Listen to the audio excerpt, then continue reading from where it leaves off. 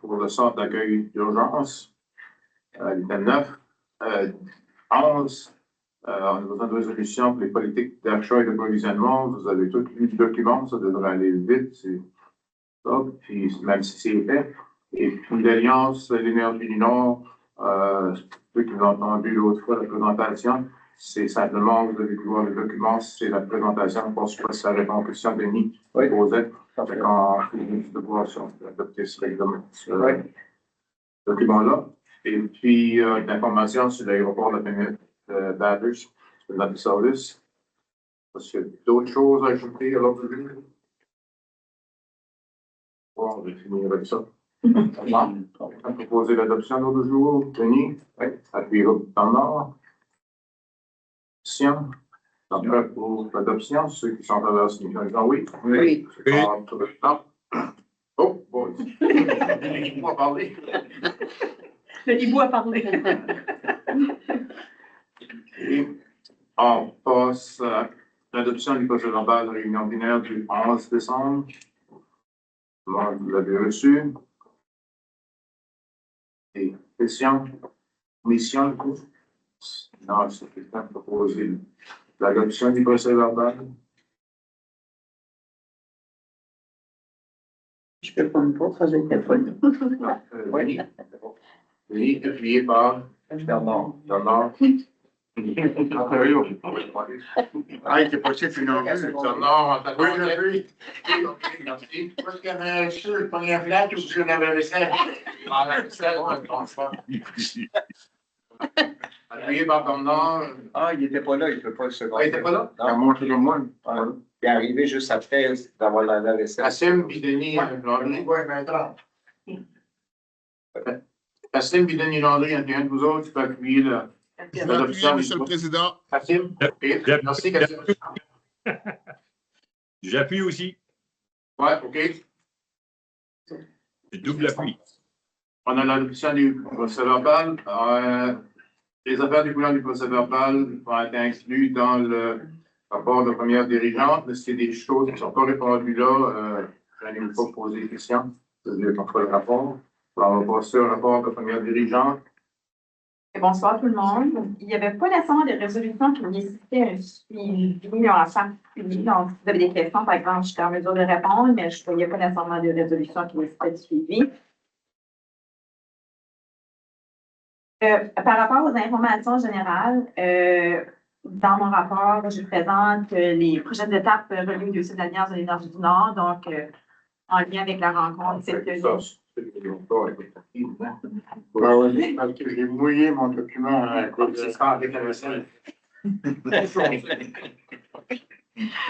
Donc, je fais un résumé de la rencontre qui s'est tenue le 19 décembre dernier avec les représentants des conseils municipaux du district rural et les consultants en lien avec l'Alliance d'énergie du Nord. Donc, je fais un petit peu de résumé par rapport à ça. On discute également d'une résolution qui sera nécessaire à la table au niveau de la CSR, mais également une résolution qui est nécessaire au niveau des membres des conseils municipaux.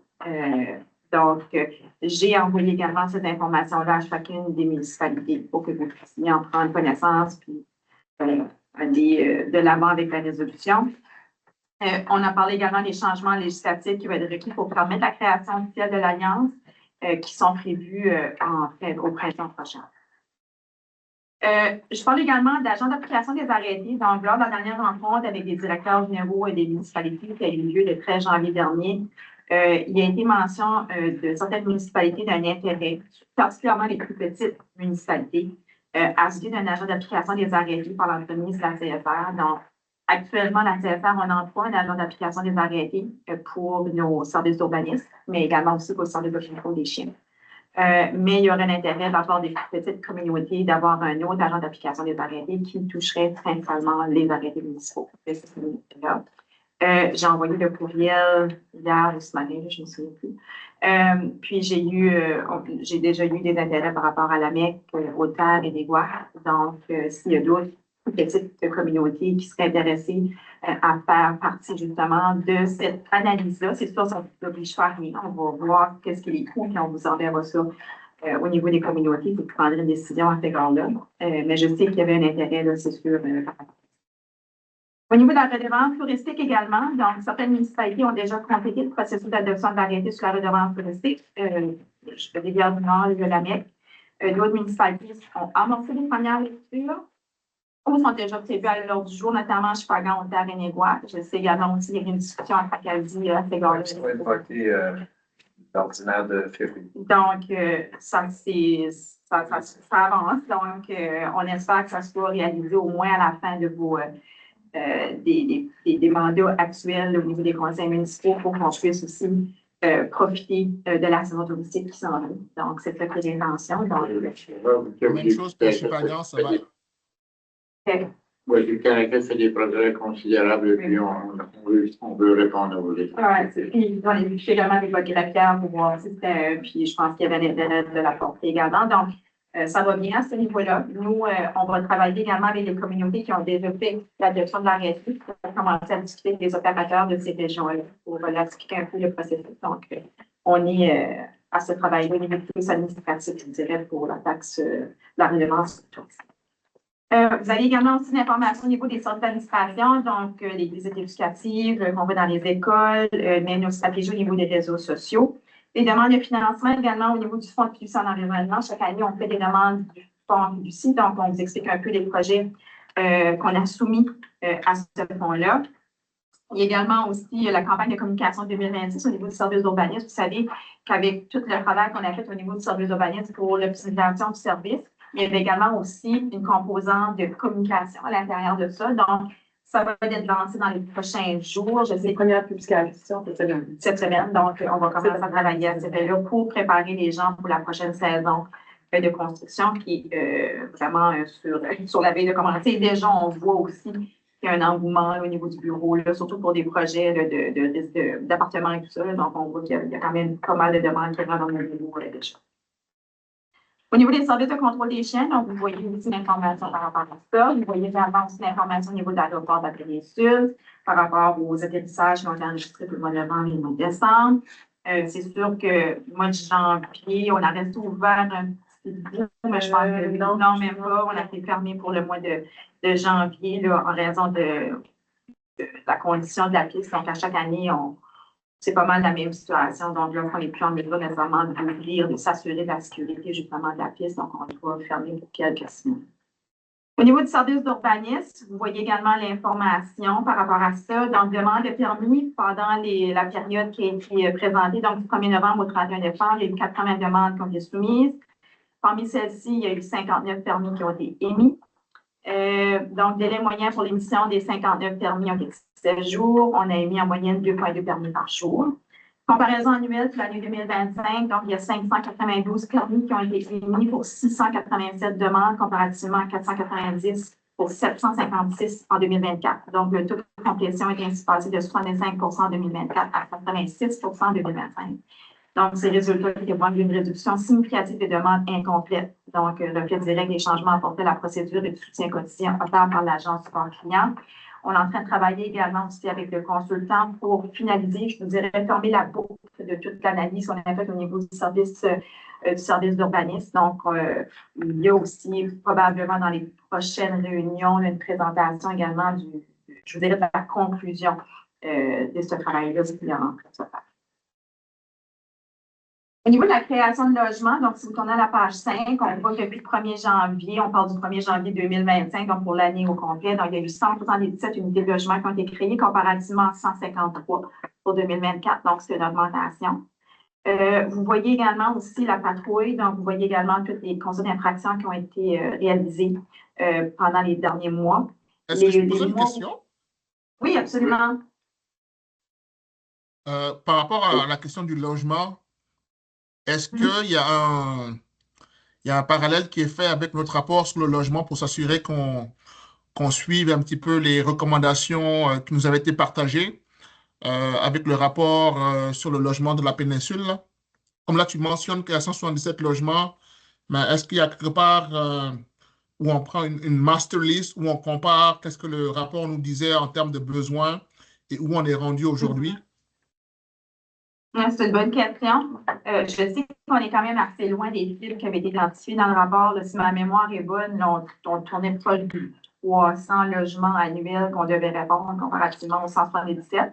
C'est sûr que c'est une augmentation, mais c'est une bonne question. Donc, on pourrait peut-être faire un parallèle par rapport à la stratégie de logement en tant que telle, puis vous faire peut-être un petit rapport à ce niveau-là. C'est une bonne question. À ce niveau-là, Madame la directrice, je sais que le programme de FACL a émis des statistiques récemment pour voir où on en était dans la réalisation. Je pense que on est tous, la majorité dans la péninsule sont en haut de 80, mais il y a le pourcent de l'atteinte des objectifs. Certains l'ont dépassé. Il faut aussi comprendre que tout le monde n'a pas commencé en même temps dans l'exercice. Puis, nous, on a dépassé nos objectifs pour le moment présent et on va laisser savoir ça bientôt là, aux gens qu'on a bâti, si ma mémoire est bonne, 42 ans de nouveaux bâtiments. L'année passée, on en a une cinquantaine cette année. On prévoit en faire 80 dans l'année qui s'en vient. Des permis sont déjà, je pense, certaines de vos statistiques là, comptent pour des permis. Je crois que là, ça prend un air d'aller qui prend quelques années. Et la grosse question qu'on a tous posée, qu'on se pose tous, c'est comment on fait dans tout ça pour atteindre des logements abordables, les fameux abordables. Et on s'est très vite aperçu, puis je pense que toutes les municipalités ont très réalisé qu'on ne peut pas compter sur l'entreprise privée pour faire ça. Et là, les gouvernements nous arrivent avec des assistances. Nous, des annonces sont imminentes pour au moins une soixantaine de logements abordables l'année prochaine. C'est ça que j'allais justement dire. Donc, on répond des sites en général par rapport au nombre de logements, mais pas nécessairement précisément à qu'est-ce qu'on avait identifié par rapport au type de logement. Donc, on pourra peut-être en parler un peu plus tard, mais probablement dans les correspondances, vous avez vu qu'on a reçu un financement de la SDR de 337 000 pour les 2 prochaines années pour justement mettre en application la stratégie de logement. Donc, à l'intérieur de ça, on parle vraiment de mettre de l'emphase sur comment on peut mettre en place cette stratégie-là, puis d'identifier, par exemple, la possibilité d'une corporation au niveau du logement dans la péninsule acadienne. Un peu qu'est-ce qui se fait au Québec là, actuellement, d'avoir une ressource là, à ce niveau-là pour travailler sur le logement abordable. Puis ça touche un peu aussi l'itinérance également parce qu'il y a aussi toute la partie de maison de transition et toutes ces choses-là dont on va discuter peut-être un peu plus tard. Mais absolument. Donc, on pourrait, c'est une bonne question. Puis on fera peut-être un suivi à la prochaine réunion pour voir si que. Mais de mémoire, là, on est quand même assez loin des cibles qu'on avait identifiés au départ. Donc, si je continue par rapport au service d'urbanisme, donc vous voyez les différents autres points d'activité. Je vous dirais que la majorité de nos activités actuellement, c'est de travailler avec les municipalités sur surtout les communautés qui travaillent sur la modification de la création de nouveaux plans de zonage. Donc, on a terminé avec Caraquet.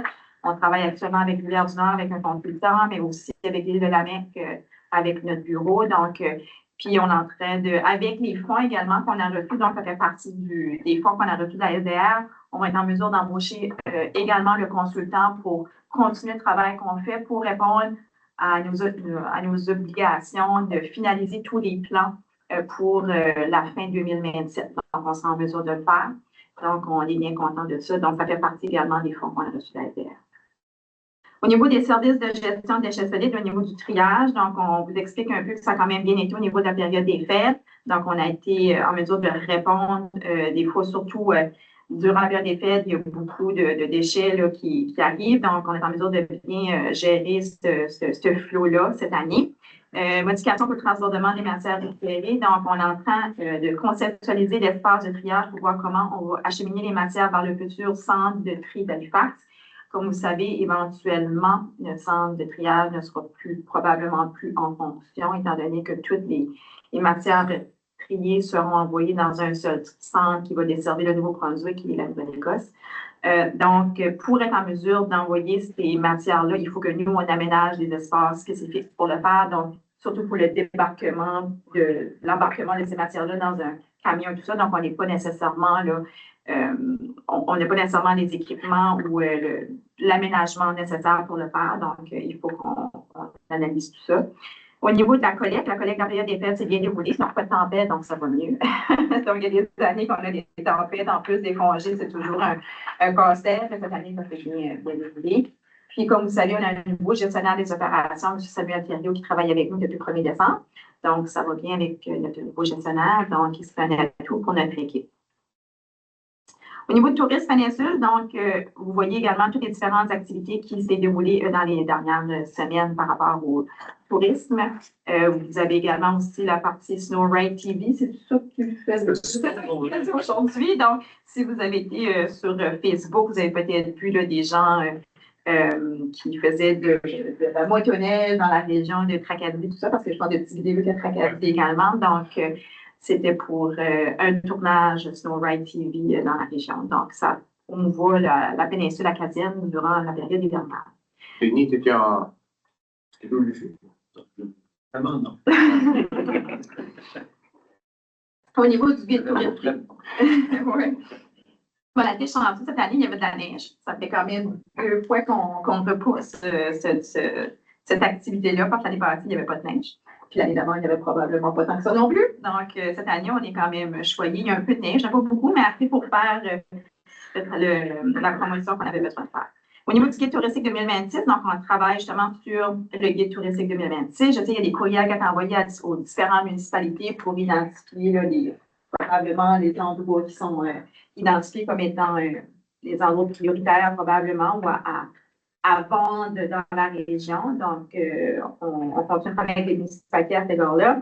Campagne hiver 2026 aussi, lancement officiel de la campagne hiver 2026, mettant en valeur les expériences hivernales de la péninsule en soutenant l'achalandage hors saison.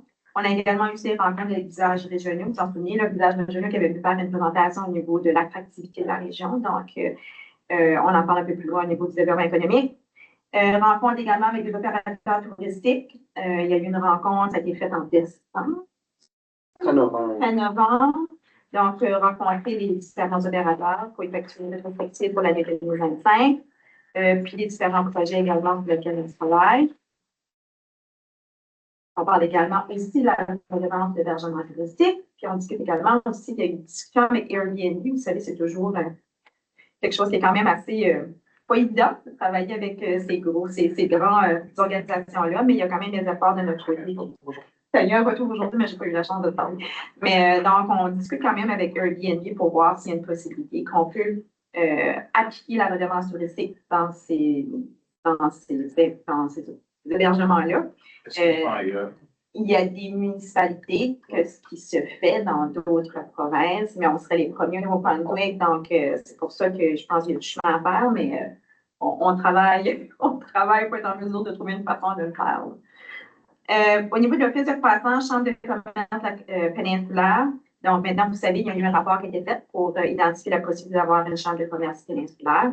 La deuxième étape maintenant, c'est de voir comment exécuter justement ce plan-là. Donc, on travaille à aller chercher le financement pour embaucher un consultant pour mettre en place justement ce travail. Également aussi campagne d'usage régionaux, donc on en parle aussi. Donc, on devrait avoir le rapport final le 31 mars 2026, donc on sera en mesure de vous le présenter. Au niveau du programme pilote d'immigration, Claude en avait parlé la dernière fois un peu lorsqu'on s'est rencontrés en décembre. Donc, on est en mesure de faire 19 recommandations pour l'obtention de la résidence permanente dans la péninsule acadienne. Pour 2026, on a quand même eu la même allocation, c'est-à-dire 42. Donc, il y a eu des modifications qui ont été faites quant au secteur prioritaire et aux métiers associés. Donc, on peut, dans les 42, il faut quand même qu'on soit dans des secteurs qui sont identifiés et acceptés par le programme fédéral avec qui on fait affaire. Donc, il y a eu des petites modifications pour peut-être élargir ou modifier, élargir probablement nos cibles. Donc, les commentaires de l'IRCT sont très positifs et encourageants. Maintenant, au niveau du transport régional, vous voyez les chiffres également, donc je ne vous dirai pas tout ça, mais ça va quand même bien au niveau du transport. Donc, on a eu les embarquements sur le mois de novembre, dans le mois de décembre aussi.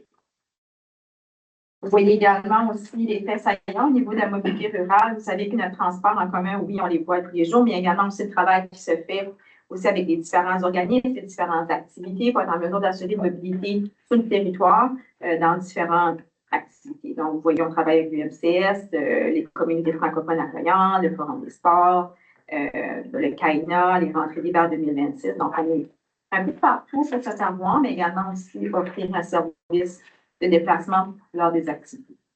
Au niveau de la sécurité publique, donc là aussi, il y a eu énormément d'activités dans les 2 derniers mois. Je vous dirais que je mettrais peut-être un peu d'emphase sur le programme communautaire de résilience face aux incendies de forêt, parce que probablement, vous l'avez peut-être vu dans les médias sociaux dans les 2 derniers jours, 2-3 derniers jours, il va y avoir des consultations publiques à cet égard-là. Donc, je vous invite fortement au niveau des municipalités de partager l'annonce qu'on a fait au niveau de la CSR, donc pour avoir le plus de témoignages possibles et de commentaires par rapport à ce plan-là. Vous voyez également aussi le travail qui a été fait au niveau du plan régional d'intervention d'urgence. Vous voyez également aussi toutes les collaborations, tout le travail avec le fait de faire des gestionnaires différentes activités, c'est quand même assez complet, là. On a également aussi travaillé, puis ça, je vais laisser probablement à Cédric en parler, là, mais au niveau du centre d'accueil d'hébergement d'urgence itinérant, je sais qu'il y a beaucoup de travail qui a été fait au niveau de la sécurité publique par rapport à ça. Il y a eu également aussi du travail qui a été fait au niveau local pour la préparation des centres d'hébergement d'urgence. Je sais qu'on avait travaillé avec Caraquette un peu avant Noël, puis il y a également aussi le travail avec l'île de la Baie pour le sous-sol de l'église. Donc, on travaille avec les communautés-là. À la page 13, projet d'initiative au niveau des défis. Non, je pense que c'était la projet d'initiative au niveau d'itinérance. Donc, vous voyez également aussi, on parle du sondage, puis je vais je sais que Cédric va en faire mention tout à l'heure lors de sa présentation. Aussi, forum stigmatisation, ça aussi, ça a été présenté dans nos médias sociaux tout récemment. Il va y avoir un forum qui va débuter, qui va avoir lieu le 25 février, 25-26 février. Donc, on invite également les communautés à partager dans leurs médias sociaux aussi par rapport à ce forum. On a déjà une 60aine de gens qui ont répondu présent. Ah oui, c'est bien ça. Bonne nouvelle. On présente également aussi le dossier de pensée frais, donc insécurité alimentaire. On présente le nombre de paniers, tout ça qui ont été vendus pour les derniers mois. Pour le travail sur l'insécurité alimentaire aussi, on fait un rapport par ça. Aussi au niveau de l'engagement sportif et culturel, les différents projets aussi. Il y a eu le guide régional des tarifs des arénas. Je sais qu'on en avait parlé peut-être à la dernière réunion. Il y a eu un guide par rapport à ça pour aider les municipalités par rapport au guide, comment est-ce que les autres communautés avec comme tarif. Donc, ça permet de voir ce que les autres municipalités font. Donc, pour avoir une espèce de, pour régionaliser, là, mais peut-être avoir des méthodes ouais, c'est ça, des méthodes qui sont relativement similaires pour chacune des municipalités. Forum sport, loisirs et culture. Donc, on en avait parlé également lors de la dernière réunion. Ça fait quand même très bien débuté. C'est vraiment communautaire aussi. Si on en parle, le forum sport et loisirs, transport régional. Vous savez, notre gestionnaire qui était partie en congé de maternité, mais elle s'est trouvée un autre emploi. Donc, elle devait revenir en janvier, mais elle est revenue pour quelques semaines pour nous appuyer au niveau de la transition. Donc, là, on est en processus de faire l'embauche d'une nouvelle personne pour nous aider dans ce dossier-là. Donc, je pense qu'on fait des entrevues la semaine prochaine. Je pense qu'on commence la semaine prochaine faire les entrevues. Donc, on espère dans mesure d'embaucher cette personne-là probablement peut-être au début mars pour venir nous appuyer dans la démarche du principe de transport sur demande, donc d'élargir le service à ce niveau-là. Donc, on espère que ça pourra se faire dans les prochaines semaines. Et le dossier, justement, d'itinérance que Cédric va parler tout à l'heure. Mais aussi, j'aimerais peut-être faire mention aussi de Suzanne Arsenault, notre employée qui a travaillé avec nous dans les dernières années, mais qui est dans le monde du développement communautaire depuis plus de 30 ans, donc elle gravite dans ce domaine-là. Donc, elle a pris sa retraite en décembre. Donc, on l'a souligné lors de notre souper de Noël, mais j'aimerais aussi la souligner là, à la table de la CSR. C'est quelqu'un qui a contribué énormément au développement communautaire de la péninsule acadienne. Elle a participé à plusieurs initiatives. Puis la dernière initiative, justement, c'est le forum qu'on fait sur la stigmatisation. Donc, c'était son idée. Donc, on poursuit l'initiative de Suzanne par rapport à ça, mais je pense que ça vaut la peine de la mentionner sur le temps parce qu'elle a fait un travail extraordinaire. Puis, c'est sûr qu'on va la manquer, mais elle va toujours graviter dans le. Je sais qu'elle va toujours être près des activités qu'on fait par rapport au développement communautaire. Oui, donc je voulais la souligner ce soir. À la table de la CSR. Donc, c'est tout pour moi. Merci, Mélanie, pour encore une fois un rapport exhaustif avec beaucoup de travail avec l'équipe. Donc, merci beaucoup à l'équipe aussi qui travaille avec nous pour faire tout ce travail-là. Je ne pense pas qu'il y ait beaucoup de commissions qui ont un rapport aussi détaillé ou avec autant d'activités. Question sur le rapport? Oui, si on revient juste à thème 2 par rapport à l'Alliance de l'énergie. Quand on s'attend d'avoir la réponse des municipalités là, avec l'arrêté nécessaire pour être en mesure de déterminer qu'on embarque dans le processus, là, il y a un délai?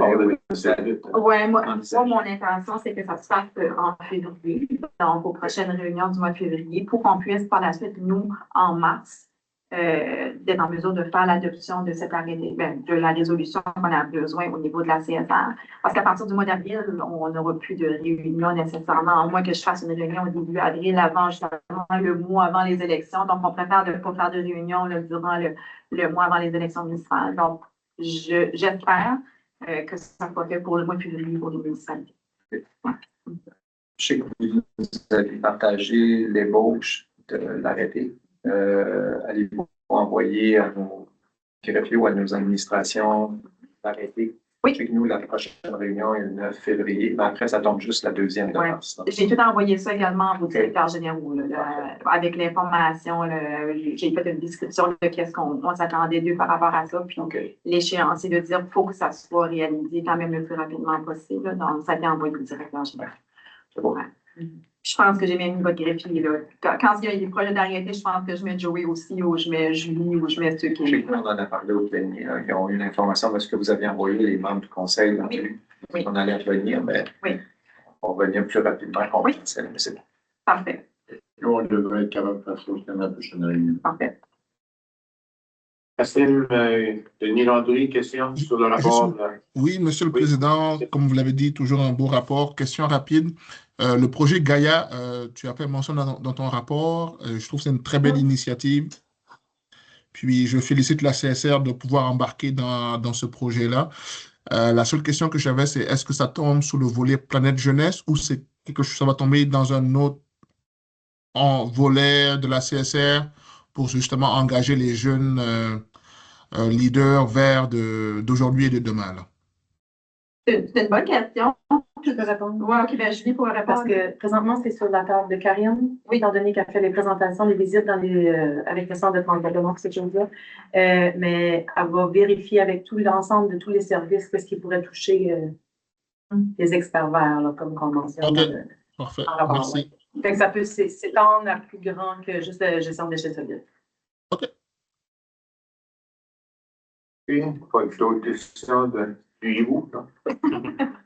Les autres, Denis, pas de questions. Non. Monsieur le Président, je n'ai pas de questions. Merci.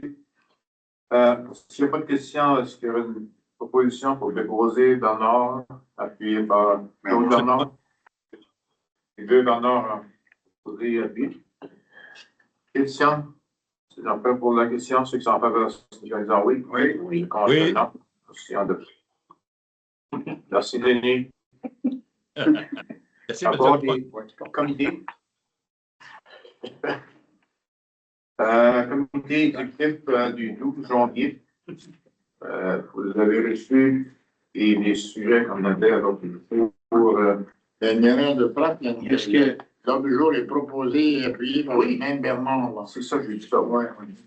Ben, c'est parce qu'on pensait que tu avais travaillé beaucoup. Il y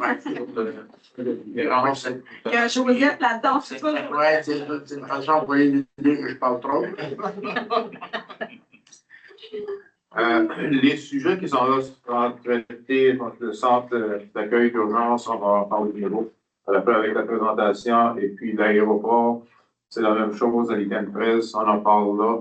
Si vous êtes d'accord, on peut déposer juste le rapport, et puis on viendra sur l'ITN après. C'est quelqu'un qui veut proposer le dépôt de rapport. Posé par Denis Landry. Denis Landry et Denis Lausier. Merci. Prêt pour la question? Question. Ceux qui sont en faveur, ceux qui ont dit oui. Oui. Ceux contre non. Position adoptée. Comité de sécurité publique. Et Comité. Oui. Comité de sécurité publique, je vais commencer par les rapports d'intervention. Ambulance au Brunswick, M. Bruno Poirier informe les membres qu'il y aura une embauche de nouveaux employés dans le nord de la province. Il y aura 4 nouveaux ambulanciers dans la région de Belledune, 2 dans la région de Kedgewick-Saint-Quentin, 3 occasionnels dans la péninsule acadienne. Comme ça, il y avait des problèmes au niveau les médias avaient parlé de problèmes qu'il pouvait y avoir du temps de réponse des ambulances dans la péninsule acadienne. Il y a eu une recommandation de fait. Ça a été proposé par M. Terry Malenfant, appuyé par M. Mathieu Lantaigne, que la CSRPA, par l'entremise de son comité de la sécurité publique, transmette une lettre aux dirigeants d'ambulance au Brunswick afin de solliciter la tenue de rencontres annuelles avec son conseil d'administration et les intervenants du domaine de la sécurité publique. Ces rencontres permettront notamment de discuter des statistiques annuelles, des priorités régionales, ainsi que de tout autre point pertinent lié aux activités du secteur. Parce qu'on rencontre dans le... Voulez-vous qu'on dépose la proposition de la recommandation tout de suite? Est-ce que... Voilà, on la fera après. Après, finir le rapport, on dépose le rapport, puis on fera chacune des recommandations sur notre dos. Si tu es d'accord. Oh, moi, j'ai pas de problème avec ça. C'est pas difficile, good. Hein? C'est bon, continue. Non, je ne suis pas difficile, moi. Le B, M. Ronald Laurent était absent, c'est Gaston Chesson qui a pris la parole dans le dossier de l'OMU. Il n'y a pas grand-chose d'urgent là-dedans, c'est juste peut-être que les gens, je pense bien qu'ils l'ont déjà lu. Le C, c'est la gendarmerie royale. Thierry Mélenchon a pris la parole pour nous dire qu'il y avait une unité de violence sexuelle. Dans l'unité de violence sexuelle, le processus d'embauche se poursuit. Une vérification des statistiques au crime contre la propriété a été effectuée. En 2025, on observe une diminution de 27 % dans la péninsule acadienne jusqu'à présent. C'est quand même des beaux accomplissements. Et après ça, il y a marqué qu'il y avait un poste vacant pour la péninsule acadienne qui sera comblé en 2026. En janvier 2026, ça veut dire que le poste devrait être déjà comblé. Service d'incendie de la péninsule acadienne. Dans le secteur de Mathieu Lantaigne, il dit qu'il n'y avait rien qui avait changé depuis la dernière rencontre. La Société de la Croix-Rouge, c'est que 2 bénévoles qui ont été formés et prêts à répondre aux urgences pour la péninsule acadienne. L'un d'entre eux est en fonction pour les urgences locales spécifiquement. Recrutement de 3 nouveaux bénévoles, un de la région de Shpaghan, un de la région de Tragédie et un de la région de Négoac.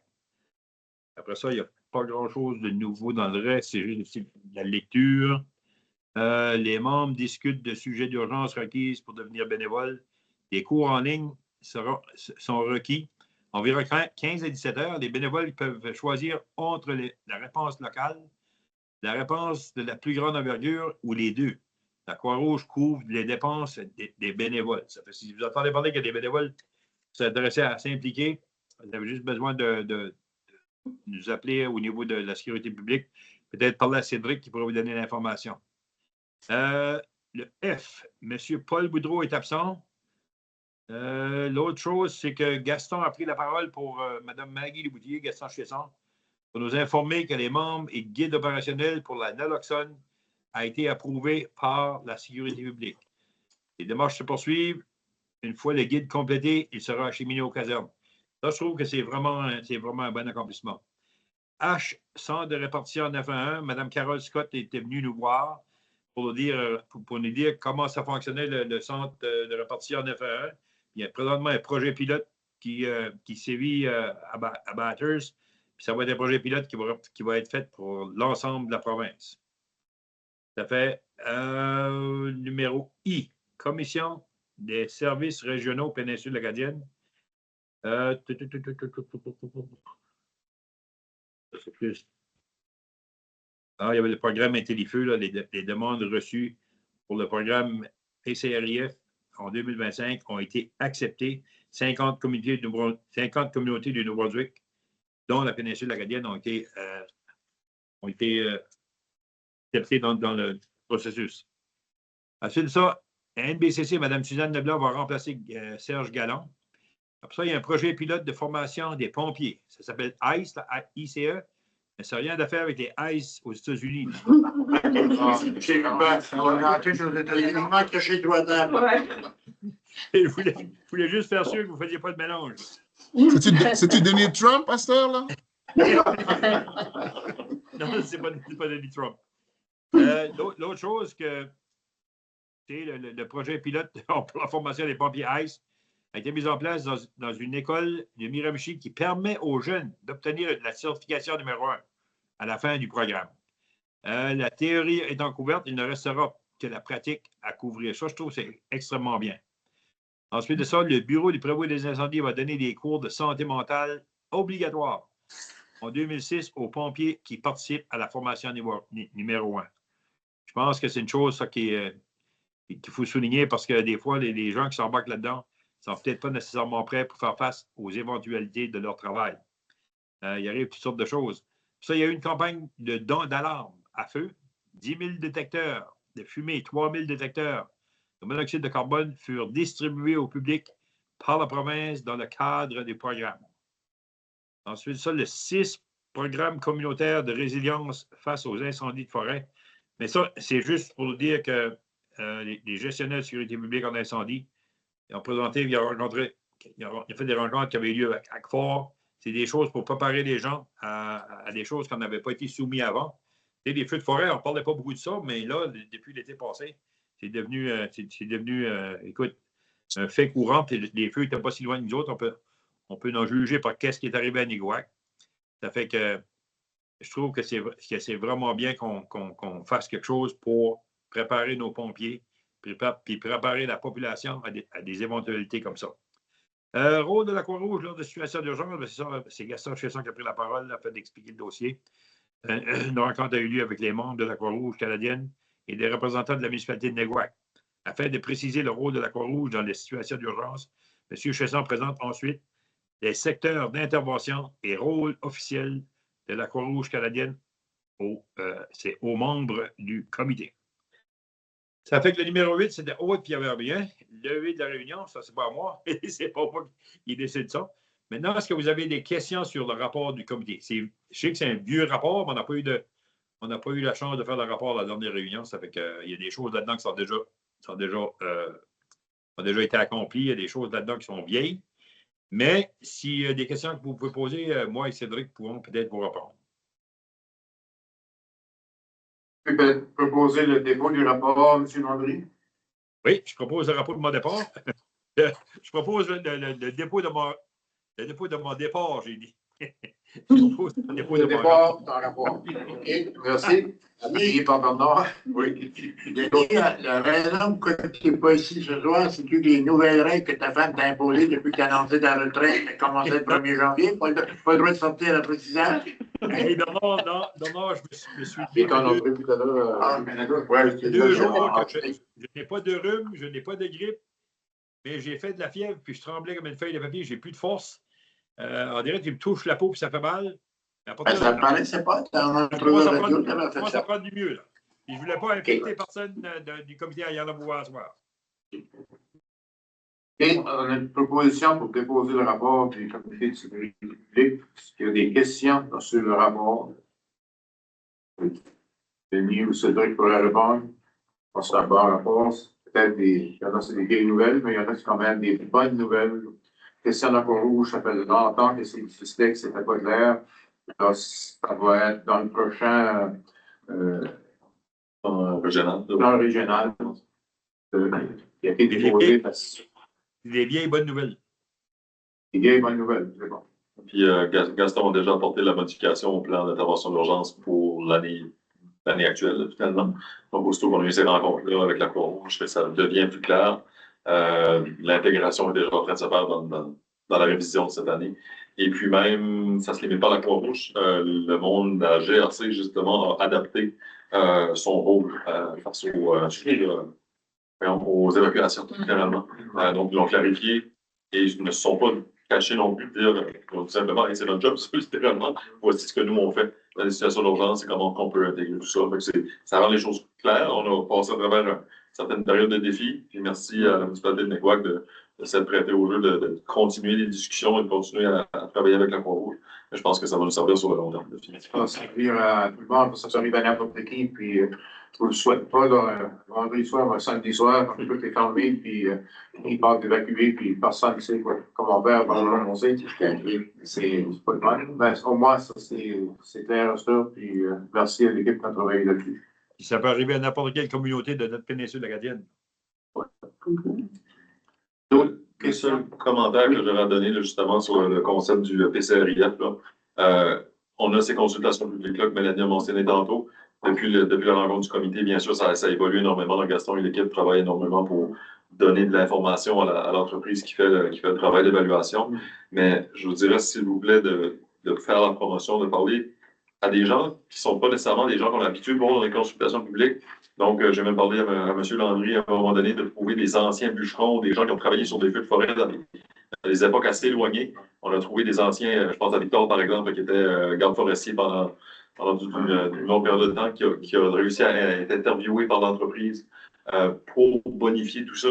Parce que eux, oui, ils peuvent voir ce qui est la cartographie de la péninsule, mais ne sont pas tous au courant des endroits, par exemple, un caractère spécial de nos communautés, comme par exemple, on connaît la Sainte-Anne du Bocage dans le coin de Caraquette, qui a quand même une valeur historique et tout ce que ça représente. C'est ce qu'ils recherchent aussi, parce que, oui, on veut être résilient pour sur le forêt, mais il y a certains endroits qui ont une plus grande valeur si ils passent au feu. Donc, ça, ces choses-là, il y a juste la communauté qui peut fournir ça. Donc, on invite les gens, bien sûr, à se présenter aux consultations. Et c'est pas une consultation de 8 heures, donc je ne vais pas passer 8 heures là. Je pense qu'on fait de 4 à 8 là, ou quelque chose de genre à chaque journée. On fait des consultations publiques. La personne vient, un peu comme on fait avec les plans de zonage, littéralement. La personne vient pour ses questions, donne ses rétroactions et peut partir par la suite. Donc, c'est un peu l'approche qu'on a. Mais c'est quasiment du cas par cas que vous connaissez probablement de vos communautés, des gens. Je les appelle les encyclopédies humaines, là, littéralement. Donc, si vous pensez à quelqu'un, s'il vous plaît, faites-leur juste parvenir cette information-là au cours des prochaines semaines. On commence la semaine prochaine. Monsieur Landry, aviez-vous parlé avec Honoré Le Boutillier?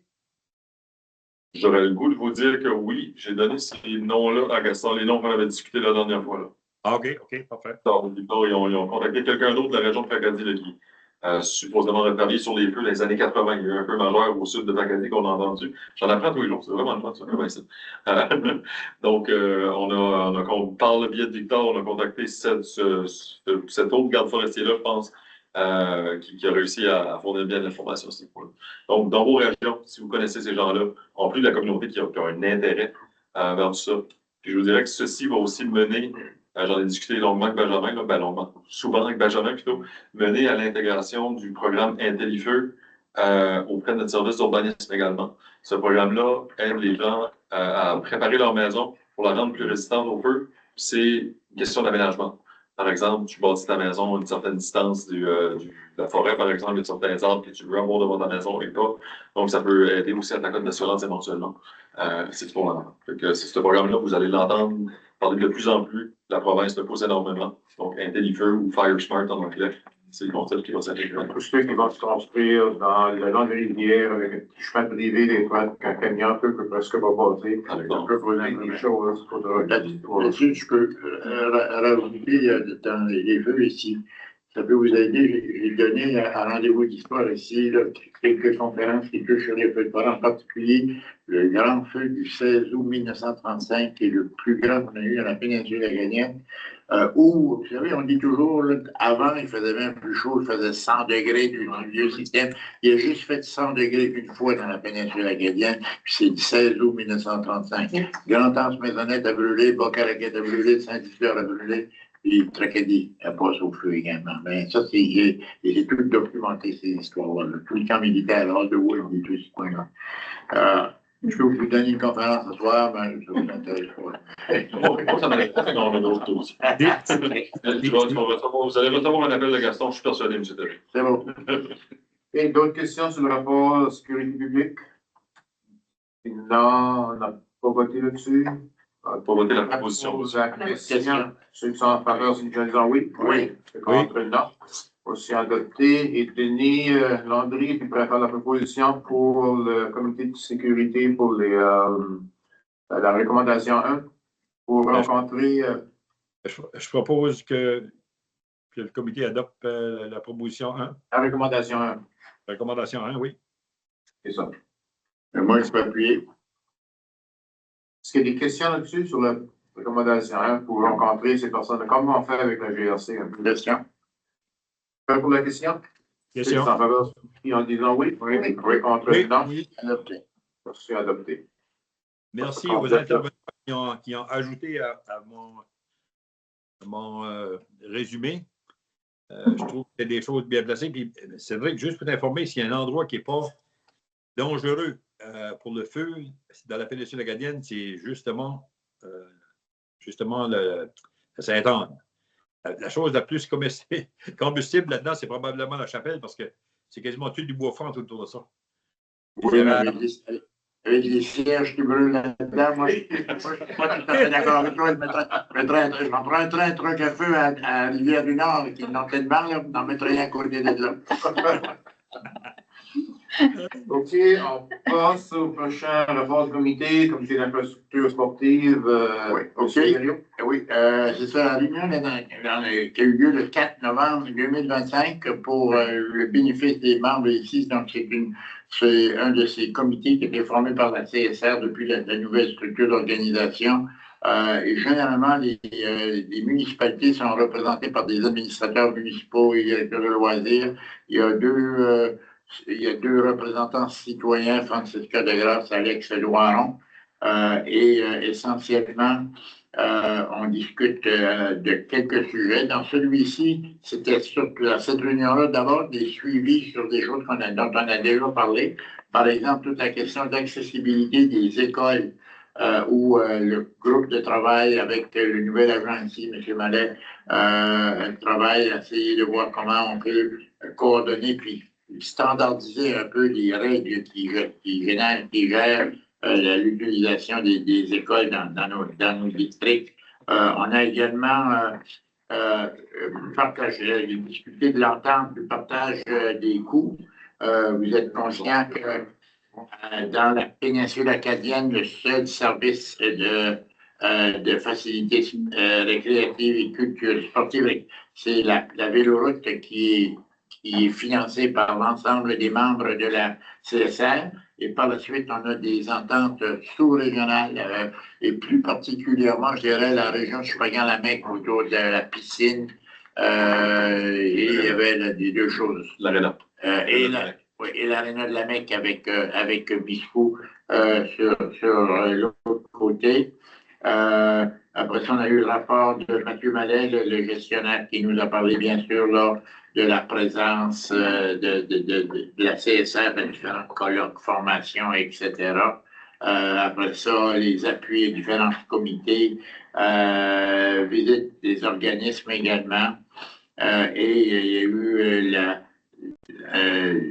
à l'époque, on n'avait pas encore fait le forum sport loisirs et culture qui s'est tenu, lui, dans la fin de semaine du 14 novembre, qui est un succès, je pense, sur toute la ligne. Et donc, tout ça a été décrit avec beaucoup d'intérêt. On a parlé de la carte jeunesse, guide sur les tarifs des arénas. Ça a été une discussion intéressante et enrichissante pour tout le monde. C'était une des premières fois, je pense qu'il y avait un partage entre les différents arénas sur les tarifs. Ça permet à tout le monde de voir s'ils étaient en avant, en retard ou dans le mille par rapport à ça. Et ça a suscité énormément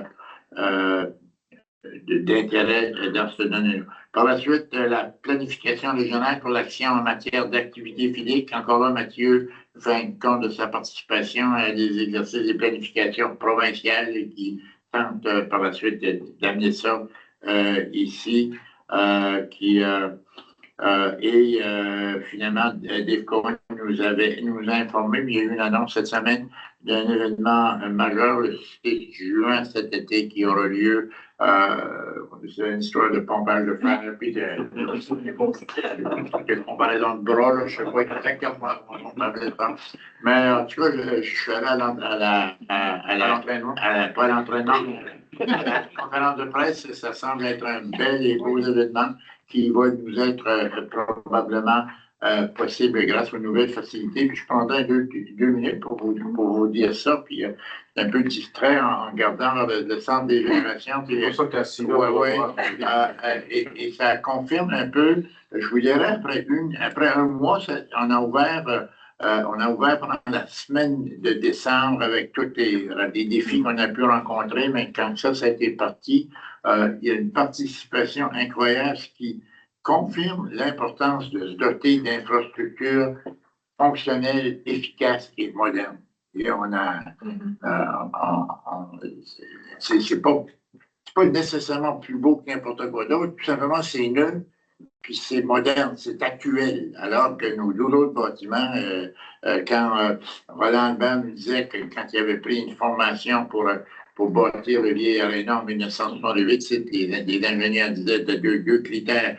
Le plus creux dans la terre possible, le moins de châssis que tu peux. C'est ça que le faire. Et ça donnait toute cette génération. D'aréna qu'on a.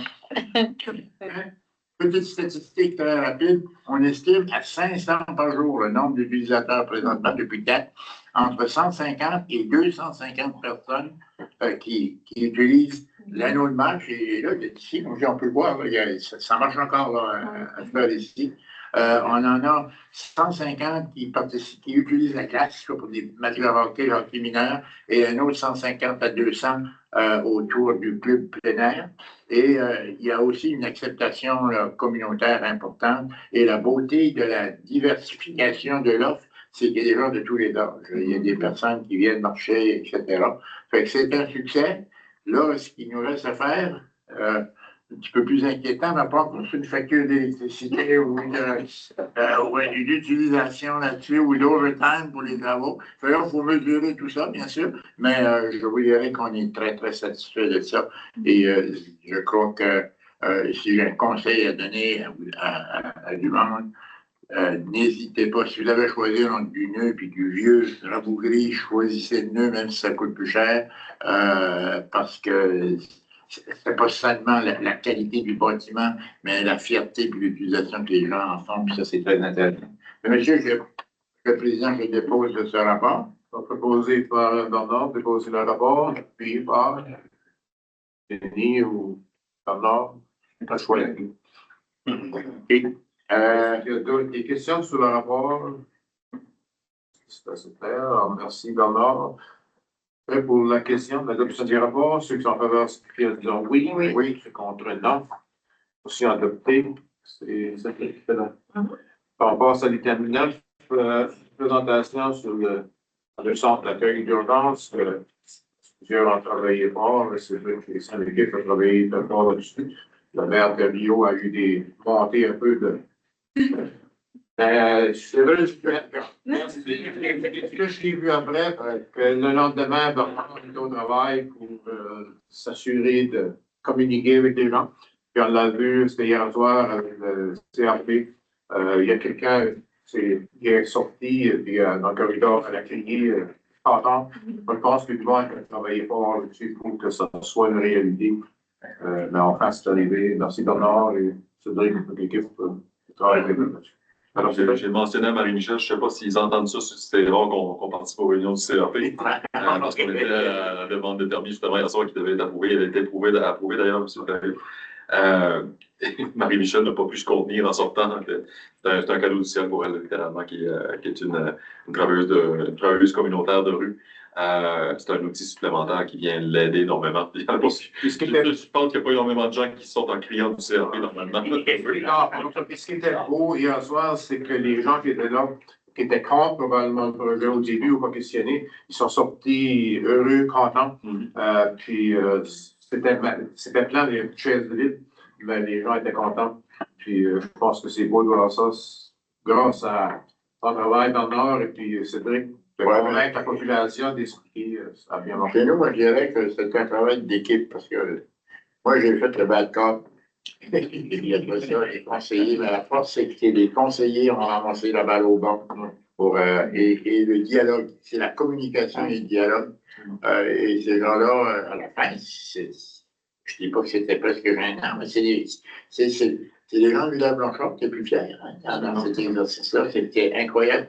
avec un travail de communication et l'équipe, je pense, et de la CSR et l'équipe du centre de bénévolat, ça, les gens ne mesurent pas le travail qui est fait et puis l'intervention, puis on peut même dire, même sans que le centre soit ouvert, moi, je sais, là, pour avoir suivi ça, qu'en fin de semaine, il y avait des actions, là, ils n'ont pas laissé ces gens-là dehors, même si on n'avait pas de centre pendant le week-end, etc. Mais c'est un gros merci à tout le monde, je pense. Et je dirais merci à Tragédie qui a eu le courage de partir là-bas, parce que je pense qu'on n'avait pas fait mieux que vous autres. On a juste bénéficié de votre expérience pour redresser le tir. Mais si vous n'aviez pas commencé le dossier l'année d'avant, ça ne serait pas été possible. Si toi, tu faisais de l'alcool, nous autres, on a quasiment fait la prison. Puis Alors, Cédric, si on veut aller maintenant. Cassim, une question. Cassim, une question. Cassim? Denis était premier, puis moi, je suis deuxième. Ah, Question mieux de Denis. Il y a juste un point que je voulais apporter. Et Bernard l'a amené, je voulais bien sûr et certain qu'il n'oubliait pas de mentionner Tracadie là-dedans, parce que c'est eux autres qui ont ouvert le chemin. Là. Même s'ils ont tombé dans le fossé, ça a ouvert le chemin à Tabarouette, ça fait réaliser au on est encore dans le fossé. Oui. Non, en tout cas, je vous lève mon chapeau au Tracadie, puis la gang des Caraquettes, ben, c'est formidable, qu'est-ce qui arrive là. Je pense que les gens vont se rendre compte que c'est pas si pire que ça d'avoir un centre pour des itinérants dans leur communauté. Merci à tout le monde qui a participé là-dessus. Là, je vous lève mon chapeau. Cassim, Ouais, je voulais faire écho un peu comme Denis a dit. Bravo à toute l'équipe qui a collaboré à justement cette concertation qui a réussi, qui a permis justement d'avoir un centre qui va voir le jour à Village Blanchard. Bravo également à Bernard Thériault qui a mis de l'eau dans son vin et diminué, revenu un petit peu. Mais non, vraiment, je vous dirais qu'il n'y avait pas meilleur endroit en tout cas, dans la configuration qui a été présentée que cet endroit-là. Puis bravo à l'équipe de la CSR, au centre de bénévolat pour justement toute l'explication parce que je l'ai vu à Chipagan lorsqu'on a eu la soirée porte ouverte. Il y a des gens du village Blanchard qui sont venus rencontrer également et la GRC et la madame de la CBDC. Du centre de bénévolat, il y a eu des discussions, Cédric était présent également, donc bon, bravo pour avoir permis aux gens de s'exprimer et également d'apporter les explications qu'ils avaient besoin pour justement que les projets puissent voir le jour. Merci, Cassim. Cassim et Denis, avez-vous reçu le courriel avec la présentation que je vous ai envoyée par... Oui? Moi, je l'ai reçu, là, mais... Parfait. Donc, vous pourrez suivre, problème de connexion, donc vous pourrez suivre directement sur la présentation que vous avez reçue. Les gens ici vont voir le grand écran, là, peut-être pour vous, ça serait peut-être un petit peu plus difficile de lecture. Écoute, je vais faire l'écho justement de tout le monde pour dire que justement, c'est un projet de longue haleine. Ça fait plus de 3 ans qu'on y travaille littéralement à se frapper à des portes closes, à essayer toutes sortes de projets. Mais justement, Mélanie m'avait demandé suite au développement des derniers jours si on pouvait s'assurer que tout le monde ait la même information au niveau du centre de réchauffement pour qu'on comprenne bien le projet pour cette année, littéralement. Commencer, je vous dirais, en 2024, tout ce qu'on a dit, ça nous prend un centre de réchauffement, un peu comme qu'on fait un centre de réchauffement dans les situations d'urgence. Pour ces gens-là qui sont en situation d'itinérance, on a connu l'exercice de l'an dernier avec Tracadie, qui était excessivement difficile. 1, pour les membres du conseil municipal, définitivement. 2, pour l'équipe. 3, pour le comité, où on se disait qu'est-ce que ça va prendre pour aller de l'avant. Et cette fois-ci, je tiens à souligner le travail de pas juste mon équipe, pas juste de la municipalité, mais également de l'équipe de la CSR au grand complet. Je pense à Mélanie ou Julie, justement, qui est responsable du dossier de l'aéroport, de nous aider et Rachel avec toute sa patience lors de nos processus d'achat et de financement. Donc, à ce niveau-là, c'est vraiment un travail conjoint de toute l'équipe de travailler ensemble pour faire fonctionner quelque chose qui est excessivement important aux yeux de la population. Puis on va le voir à ce niveau aussi. Donc, vraiment, ce qu'on vous offre, puis excusez-moi, M. Thériault, vous allez sentir le réchauffer parce qu'on en a parlé énormément dans les derniers temps, bien sûr. Pour les gens qui vont entendre parler du dossier. Ça serait plus tannant si ça n'avait pas marché. Oui. Par exemple, exactement. Donc, l'accueil d'urgence, c'est un projet temporaire pour faire un rôle sécuritaire la nuit lors des grands froids. Et ceci devrait fonctionner beaucoup mieux que ça. Là. Donc, un petit retour en arrière. Le sous-comité sur l'itinérance a débuté en février 2024 officiellement. Donc, on a pris les nouveaux mandats, vous vous rappellerez en même temps que la réforme sur la gouvernance locale avec le développement communautaire. Ça nous a été présenté à la table du développement communautaire pour nous dire que le dossier prenait de l'ampleur, prenait de plus en plus d'importance dans la région. Un dossier qui était quand même assez nouveau pour nous parce que jusqu'à il n'y a pas si longtemps, tout le monde était conscient qu'il y avait de la pauvreté sur le territoire de la péninsule acadienne, mais les gens n'étaient pas très conscients du fait que l'itinérance était aussi développée, il faut dire, littéralement. Donc, on l'a présenté simplement au comité. Et ce qu'on a fait, on a dit, écoute, trouvons la solution, trouvons qui est responsable. Disons-lui qu'il y a un problème, tout simplement. Ce qu'on a réalisé tout au tout début, on a impliqué les gens de la santé publique, du traitement de dépendance, de la santé mentale, développement social. On a rapporté tout ce beau monde-là autour d'une table. Et on a réalisé que tout le monde était responsable, mais il y avait tellement d'écart dans chaque prise de service qu'il n'y avait pas vraiment une personne responsable à 100%. Et c'est là que la CSR, comme je me suis bien dit, a fait ce qu'elle fait de mieux. Elle a rassemblé ces gens-là, concertés, pour essayer de trouver des solutions viables. On apporte tout le monde à la même table, puis on trouve des solutions à la fin de la journée. Donc, les gens, ils travaillent. M. Lausier, Mme Massevol peuvent en témoigner. Depuis l'épisode de Tracadie, on se sont impliqués directement dans le comité. On se rencontre quand même presque une fois par mois. On devrait avoir une rencontre très bien, justement, pour parler au comité sur l'évolution du centre. Quand même vraiment une fois par mois et on essaye d'apporter des solutions. Ce qu'on établit, bien sûr, aujourd'hui, on parle d'un centre de réchauffement qu'on veut avoir pour la période hivernale, mais on a quand même l'étude qui a été mise sur pied dès le début avec les chercheurs de l'Université de Moncton pour dire c'est beau parler d'un centre de réchauffement. J'aimerais vous dire qu'on va probablement en avoir besoin d'un tous les années parce que l'hiver arrive à tous les années. Puis il y aura toujours des gens qui vont avoir pas de toit. On va pas se le cacher.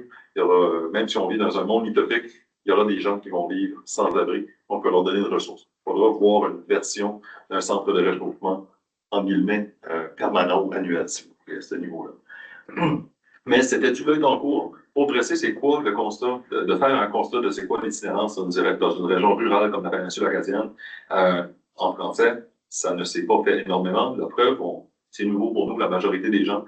Puis c'est nouveau pour des gens comme les gens de Village Vengeur ou même les gens de Six Road de l'année dernière qui ont tout d'un coup réalisé, mon Dieu, c'est dans ma communauté, ça existe. Donc, les résultats de cette étude-là devraient être présentés en marge, une bonne partie des résultats devraient être présentés en marge du forum qu'on parlait un peu plus tôt, donc le forum sur la stigmatisation qui aura lieu les 25 et 26 février prochains. Je pense qu'il y a beaucoup de gens qui attendent justement la conférence ou les interactions de Mme Marie-Pierre Rivet et Yves Savoie pour nous donner justement des pistes de solutions sur c'est quoi les projets qu'on a besoin à long terme pour pas enrayer l'itinérance, parce que, un peu comme réduire la pauvreté, on réduit la pauvreté, on n'enraye pas la pauvreté. Normalement, il doit toujours en avoir. Mais qu'est-ce qu'on peut avoir comme une solution potable et à long terme pour pas avoir ces discussions-là à tous les années, littéralement.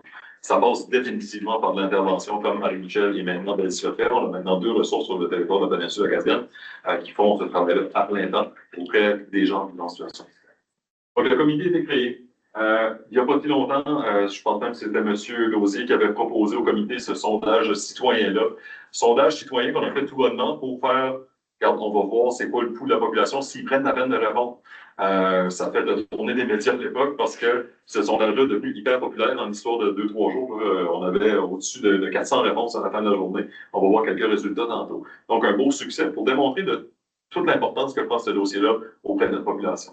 Ensuite, bien sûr, en marge de ce sondage citoyen-là, on voulait tâter le pouls des citoyens parce qu'à l'époque, on était encore au principe de Colin, il faut qu'on trouve une solution pour cette année, il faut qu'on trouve que ça vienne du public pour que les gens nous donnent quelque chose. Les consultations ont été faites pour cette raison-là. Les consultations qui font ce qu'ils font tellement bien, elles ont apporté des gens à discuter avec nous, mais ça n'a pas fait foule, comme vous avez pu voir. Littéralement. On a fait la promotion de mieux qu'on a pu, on a partagé aux médias, dans nos réseaux, à l'entièreté du service, des services, je voulais dire, des réseaux de contact. Et on avait des gens de la santé publique, de la santé mentale. Tout le monde du comité était là pour répondre aux interrogations de tous et chacun. À Tracadie, on a eu environ une quinzaine de participants. À Caracas, seulement une participation cette journée-là. Et à Chupagan, on a eu un petit peu plus de participation. Des gens en provenance de la MEC de Chupagan et bien sûr des gens de Six Road. Il y a 4-5 personnes, je vous dirais, qui étaient à la réunion du drôle de concours de circonstances. On a eu la réunion du conseil municipal le lundi soir et le mardi, c'était la consultation à Chupagan. littéralement, Mélanie et moi, cette soirée-là, on était juste comme vidéo consultation, venez discuter avec nous. On a au moins 4 ou 5 personnes qui ont venu discuter avec nous, dont une personne que j'ai passé à peu près 1 heure avec à discuter avec. C'est rendu mon chum, je pense qu'on ça va être s'appeler pour faire passer une soirée. Mais on a eu des bonnes discussions justement pour comprendre et puis évoluer justement les craintes. Parce que généralement, les gens sont contre un centre de réchauffement, sont contre un projet comme celui-là, parce qu'ils ont une crainte envers eux-mêmes, envers leur résidence et surtout leur sécurité, parce que souvent, on ne comprend pas bien la situation. Et on peut en témoigner au conseil municipal de Caraquette, parce qu'on a eu la rencontre avec les citoyens. Roland Landry l'a si bien dit. Les gens qui sont en situation d'itinérance actuelle, ce ne sont pas des criminels ou des gens tellement agressifs ou des choses comme ça, par exemple, qu'on peut penser. Les criminels, normalement, ils sont en prison. J'ai trouvé Roland le dit à sa couleur, comme lui seul peut le dire, mais quand même. On a eu c'est des belles sessions d'intervention, les gens comprennent beaucoup mieux le dossier. Puis comme je vous dis, là, on attend avec impatience les résultats de cette étude-là qui est faite en participation avec l'Université de Montréal. Le sondage citoyen, on a eu, je vous donne un petit graphique, c'est surtout des gens de 45 à 65 ans qui ont répondu. J'aurais tendance à vous dire que ça, c'est un peu biaisé par le fait qu'on a fait le sondage sur Facebook. On ne fait pas une grande description sociale. Là. Les gens de 45 à 65 sont les utilisateurs de Facebook. On aurait eu des résultats de beaucoup plus jeunes qui sont allés sur TikTok ou sur Snap ou ainsi de suite. Mais quand même, une très bonne réponse. On a eu des préoccupations exprimées par la population. On parle de sentiment de sécurité, surtout ce côté-là, puis accès insuffisant aux ressources. Les gens ont énormément peur qu'on ouvre un centre comme celui-là et que c'est un centre qu'on ouvre avec une porte qu'on dit allez meubler ce centre-là et vivez par vous-même. Ce qu'on apporte aux gens, un centre de réchauffement ou toute autre solution qui viendra en lien avec l'itinérance doit venir avec l'accès aux services. Les gens en santé mentale, les gens qui font de dépendance, peu importe, pour aider nos gens en situation d'itinérance, les travailleurs de rue. Comme Marie-Michel le disait, elle dit, moi maintenant, je sais où mes clients, je sais où les diriger mes clients. Même une discussion que j'avais avec la GRC ce matin, il disait simplement, moi-même, je le vois comme un outil supplémentaire pour certaines personnes qui n'ont pas d'endroit à aller pour la nuit. On pourra les apporter à ce centre de réchauffement-là, ils seront en sécurité pour la nuit et ne dérangeront pas la paix publique à ce niveau-là. Donc, les gens, ils voient une importance, mais surtout, voient le fait qu'on doit présenter un niveau de sécurité à ces endroits-là et l'accès aux services, c'est primordial.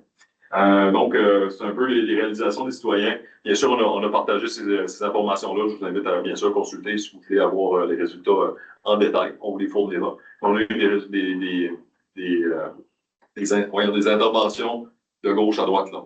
Des gens qui disaient qu'on devait ouvrir nos portes à tous les itinérants, aux gens qui disaient qu'on devrait juste absolument rien faire, puis juste les ignorer. Donc, on a eu vraiment tous les spectres de la société qui a répondu. Puis c'est là qu'est la valeur de son sondage. Mais écoute, c'est plus que ce qu'on voit. L'itinérance, il y a à peu près 3 formes pour juste vous informer un peu lorsqu'on parle du dossier. Lorsqu'on parle d'itinérance absolue, c'est vraiment les gens qui n'ont pas de toit. Donc, les gens qui vivent en permanence à l'extérieur.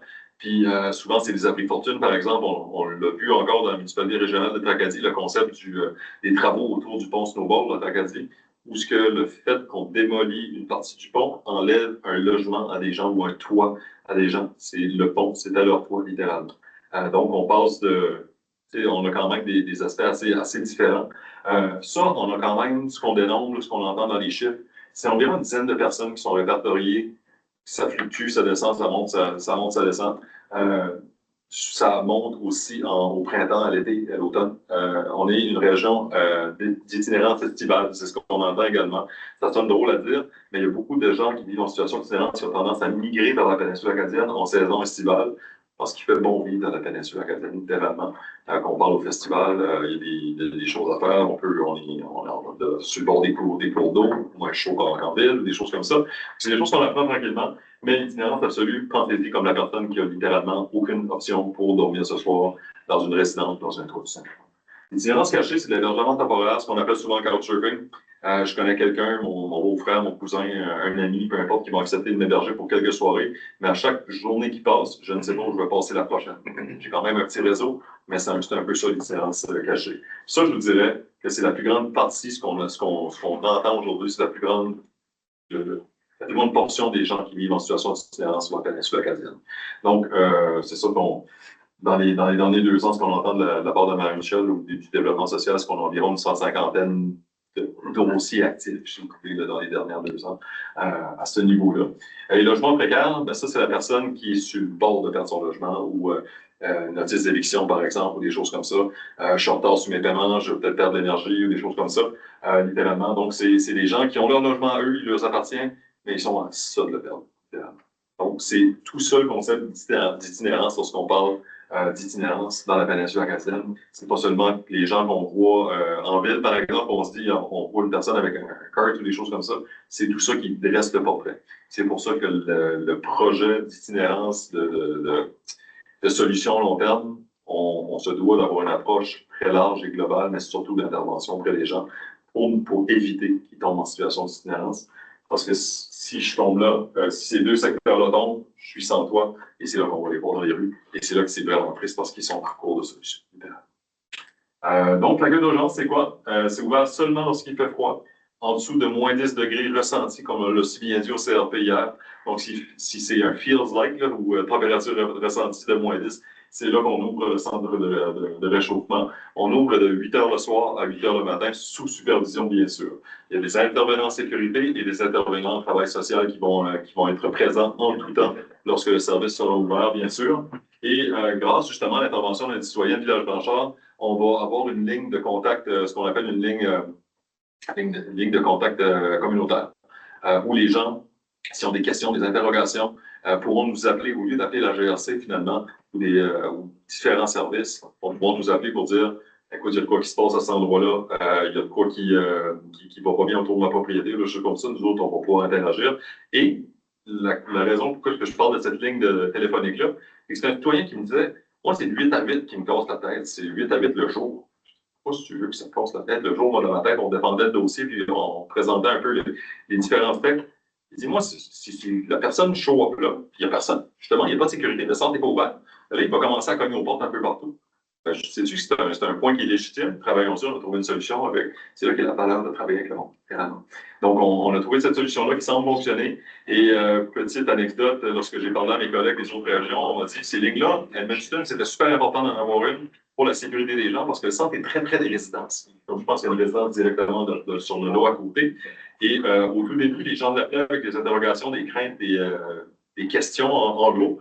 Et après un petit moment, les gens disaient le centre est beaucoup moins utilisé qu'il peut accueillir de gens. Donc, genre, s'il a une capacité de 30, il accueille à peu près 14-15 personnes.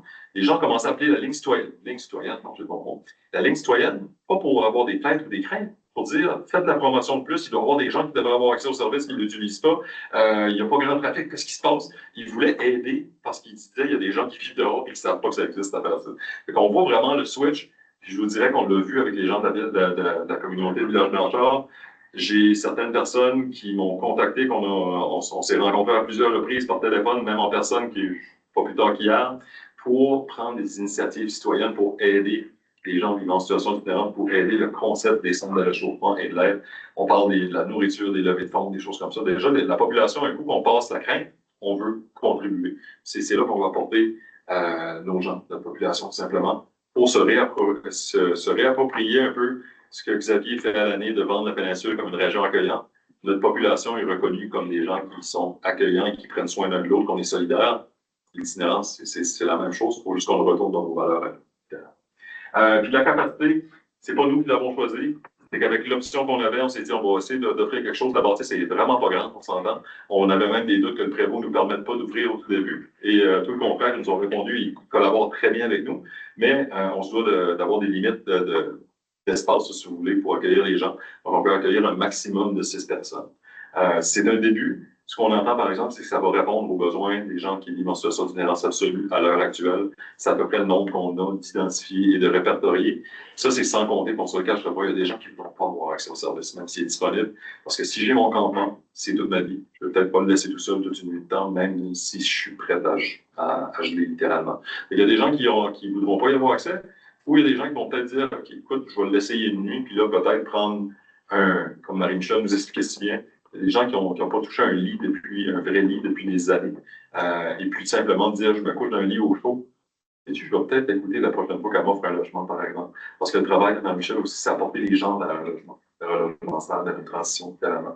Et ça peut être aussi un précurseur d'essayer d'apporter certaines personnes vers une solution fixe et stable, littéralement. Donc, un groupe restreint, on parle de 2 à 3 personnes là, qui devraient être là à la sécurité et à la supervision. On parle d'une personne sur 2 questions de service. Là, fait que, niveau crainte des citoyens, niveau contexte de sécurité, niveau de risque, il est quand même assez bas. C'est pas 30-40 personnes tout d'un coup qu'on va accueillir à Village-Blanchard, bien sûr. Et le trajet va être assuré. On est en train de travailler sur une version hybride où on reçoit des bénévoles de déplacement péninsule qui vont contribuer à certaines soirées et où le service flexi mobilité rurale avec une de nos minivans. Ça va être des endroits, là, un peu comme la navette qui est à Tracadie. On va être à tel endroit, à telle heure, avant l'ouverture. On va faire 2 trajets en soirée et inviter les gens à utiliser le service social. Il est rapporté, bien sûr, le lendemain matin. Ceux qui se demandent, après 8 heures, le service va fonctionner, mais du sens contraire. On va vous rapporter en ville où vous étiez hier, parce que les gens ne vont pas vouloir passer la journée à Village-Blanchard, on s'entend. Je vais aller à des endroits où je peux me nourrir, justement, je peux passer ma journée, avoir mes habitudes de vie. Parce que malgré le fait qu'on est en situation d'itinérance, on a quand même certaines habitudes de vie qu'on doit continuer. Finalement, il y a quand même un réseau social à ce niveau-là, tout ça. Donc, c'est un peu le concept, simplement. Les grandes lignes, c'est de la période de janvier à avril, c'est ce qu'on essaye de faire. Bien sûr, on est en février. C'est un projet pilote qui devrait nous permettre, puis on l'espère, de présenter aux gens, un peu comme M. Landry le mentionnait tantôt, que c'est pas si pire que ça d'avoir un centre de réchauffement finalement près de chez soi. C'est une solution, un peu comme on le fait dans les cas de désastres naturels, finalement, une solution pour venir prêter main forte pour nos gens les plus vulnérables. Donc, de janvier à avril, l'égalité, ça va être de février à avril, bien sûr. Puis on dit avril, si jamais qu'on a un hiver vraiment clément, puis qu'à la mi-avril, il fait plus 5, ben écoute, on n'oubliera pas le centre de réchauffement, ça sera terminé pour cette année. Il y aura fait ce qu'il y avait à faire. Ça renvoie à l'aéroport, bien sûr, de la péninsule acadienne. Et grâce à M. Georges, je ne dis plus l'aéroport de la péninsule acadienne situé à Pocmouche, j'ai l'aéroport de la péninsule acadienne situé à Village-Blanchard. Il nous a rendu ça très clair. Là, on a tout l'impression. Absolument. Et pourquoi on dit Pocmouche? C'est à cause de la référence aérienne. Parce que la rivière Pocmouche, quand tu arrives en avion, on apprend à tous les jours, malgré tout. Le transport, bien sûr, comme tu disais, le service de sécurité, le projet d'urgence à court terme pour répondre à un besoin immédiat. Mais j'aimerais vivre dans un monde de rêve et dire qu'on n'aura pas besoin de répéter l'exercice l'an prochain. Je vais vous montrer les contrats, littéralement. On va avoir besoin d'un centre de réchauffement à chaque hiver, j'en suis persuadé. Espérons-le qu'à un moment donné, ils seront pas utilisés du tout, simplement. Mais ça a été clair, de la part des citoyens, de la part de la municipalité de Caraquette, avec leur résolution qui a été prise. Ce projet-là, c'est vraiment pour cette année, et cette année uniquement. L'an prochain, on devra trouver une solution de rechange. Donc, ce que je vous interpelle, comme on a fait depuis les 2 ou 3 dernières années, c'est de vérifier dans vos municipalités, commencer déjà à penser ce que ça peut représenter d'avoir un centre, quel endroit serait propice à aller dans un centre de réchauffement chez vous. Et puis, si on en a 2 ou 3, c'est encore meilleur parce qu'on va moins de transportation à faire, beaucoup plus accessible pour nos citoyens. Et puis, je vous dirais tout de suite ce qu'on entend, ce qu'on réalise depuis l'exercice de l'an passé, qu'on a pris la gestion de la CSR, assure la gestion financière et administrative d'un tel centre. Les municipalités sont impliquées. Lorsqu'on a un projet, les fonds sont là, de la part du fédéral et du provincial. Je vous dirais qu'il y a beaucoup de portes qui s'ouvrent d'une façon assez expéditive dernièrement. Mais là, on sait maintenant où et quoi, comment cogner, je voudrais. Les fonds ne sont pas limités, mais sont disponibles sur des projets qui sont potables, littéralement. On a un excellent support. Ce n'est pas le type de subvention qu'on fait, et on espère qu'on a de l'argent. On fait une subvention avec de l'aide, de l'appui qui nous dit comment la faire, justement pour bien cadrer notre projet avec des experts qui sont toujours en mode académique. Donc, c'est un peu ça. L'horaire devrait être là. Ça peut vous donner un aperçu aussi d'une journée typique. Là, on aime donner un sentiment. Parce que même pour nous, c'est quand même du nouveau. On n'a jamais géré un centre de réchauffement. Ce qui est génial, c'est que, pas plus tard qu'hier, j'ai reçu un appel de Eli, qui est le coordinateur du centre de réchauffement Bader, qui nous a proposé de venir nous voir pendant quelques journées, même passer des nuits au centre de réchauffement pour nous donner de son expertise, littéralement. Donc, les gens, même de la communauté qui travaillent, donc des intervenants, ils sont très solidaires pour se donner un coup de main et nous aider. Donc, on n'est pas seul dans cette aventure-là. Mais ce qu'on entend, c'est ça. L'arrivée, c'est à l'entour de 8 heures. Entre 8 heures et 11 heures, parce qu'on veut permettre aux gens de dormir, justement. La salle de réchauffement, mais on veut que tu passes la nuit. C'est pas juste un endroit pour socialiser, c'est un endroit pour passer la nuit, littéralement. De 20 heures à 23 heures, ce qu'on permet aux gens, c'est de se doucher, littéralement. On fait un horaire d'à peu près 15 minutes chaque. Ils ont le temps de prendre leur douche, bien se doucher. Je vous soulignerai que ce que Marie-Michel me dit, il y a des gens, ça fait des mois qui ont fait une douche, littéralement. Juste cette partie-là, c'est un luxe vraiment que nous, on prend pour acquis, là, je vous dirais, et qui va être vraiment apprécié de la communauté. Ensuite, à 11h, on ferme les lumières. Tout le monde dort, littéralement. Le but, c'est de passer la nuit. Donc, il y a vraiment un curfew, comme on dirait, où les gens devraient dormir. Ils seront encouragés à dormir, bien sûr. Il y a des règlements à suivre pour les gens qui se demandent comment ça fonctionnera. Normalement, ça vient avec une intervention. C'est pour ça qu'on veut les intervenants du milieu qui peuvent discuter et travailler avec les gens en situation d'itinérance pour les aider à porter à respecter la réglementation. Et malheureusement, il y a des gens qui se voient refuser l'accès dans les nuits suivantes parce qu'ils n'ont pas respecté la réglementation, par exemple. Donc, souvent, ce qu'on entend des autres régions, ils ne respectent pas une soirée, il a aimé sa première soirée, ils vont respecter la soirée qui a chance en tenir, littéralement. C'est un peu comme ça, c'est une drôle d'approche, c'est une approche qu'on n'est pas vraiment habitué de notre côté dans nos secteurs, mais à ce qu'on entend, c'est un peu la norme, donc tout ce concept-là. Puis bien sûr, entre 6 et 8 heures, on organise le départ des gens. On ferme, on fait le nettoyage, bien sûr. On a une laveuse sécheuse sur place, donc on va nettoyer tout ce qui est drap, literie, tout ça, pour être prêt pour le lendemain. C'est un peu ça. La journée typique, la ligne citoyenne est en train de se faire développer, c'est sûr que vous voyez 00. C'est qu'on va avoir une ligne qu'on va diffuser justement à la population générale et surtout aux gens de Village-Blanchard. Puis, comme je dis, là, c'est un projet comme celui-là, je continue à le dire, puis on le voit tout de suite, ça nous prend des leaders locaux pour aider. Puis, c'est pas des leaders Cédric ou M. Lausier ou M. Thériault ou peu importe M. Savoie. C'est des gens de la communauté qui doivent comprendre le projet et le faire comprendre à leurs concitoyens. Parce que moi, j'ai l'air d'une personne qui a un dossier à vendre. Tandis que si c'est mon voisin qui le dit, je vais l'écouter pas mal plus, puis ça fait du sens, finalement.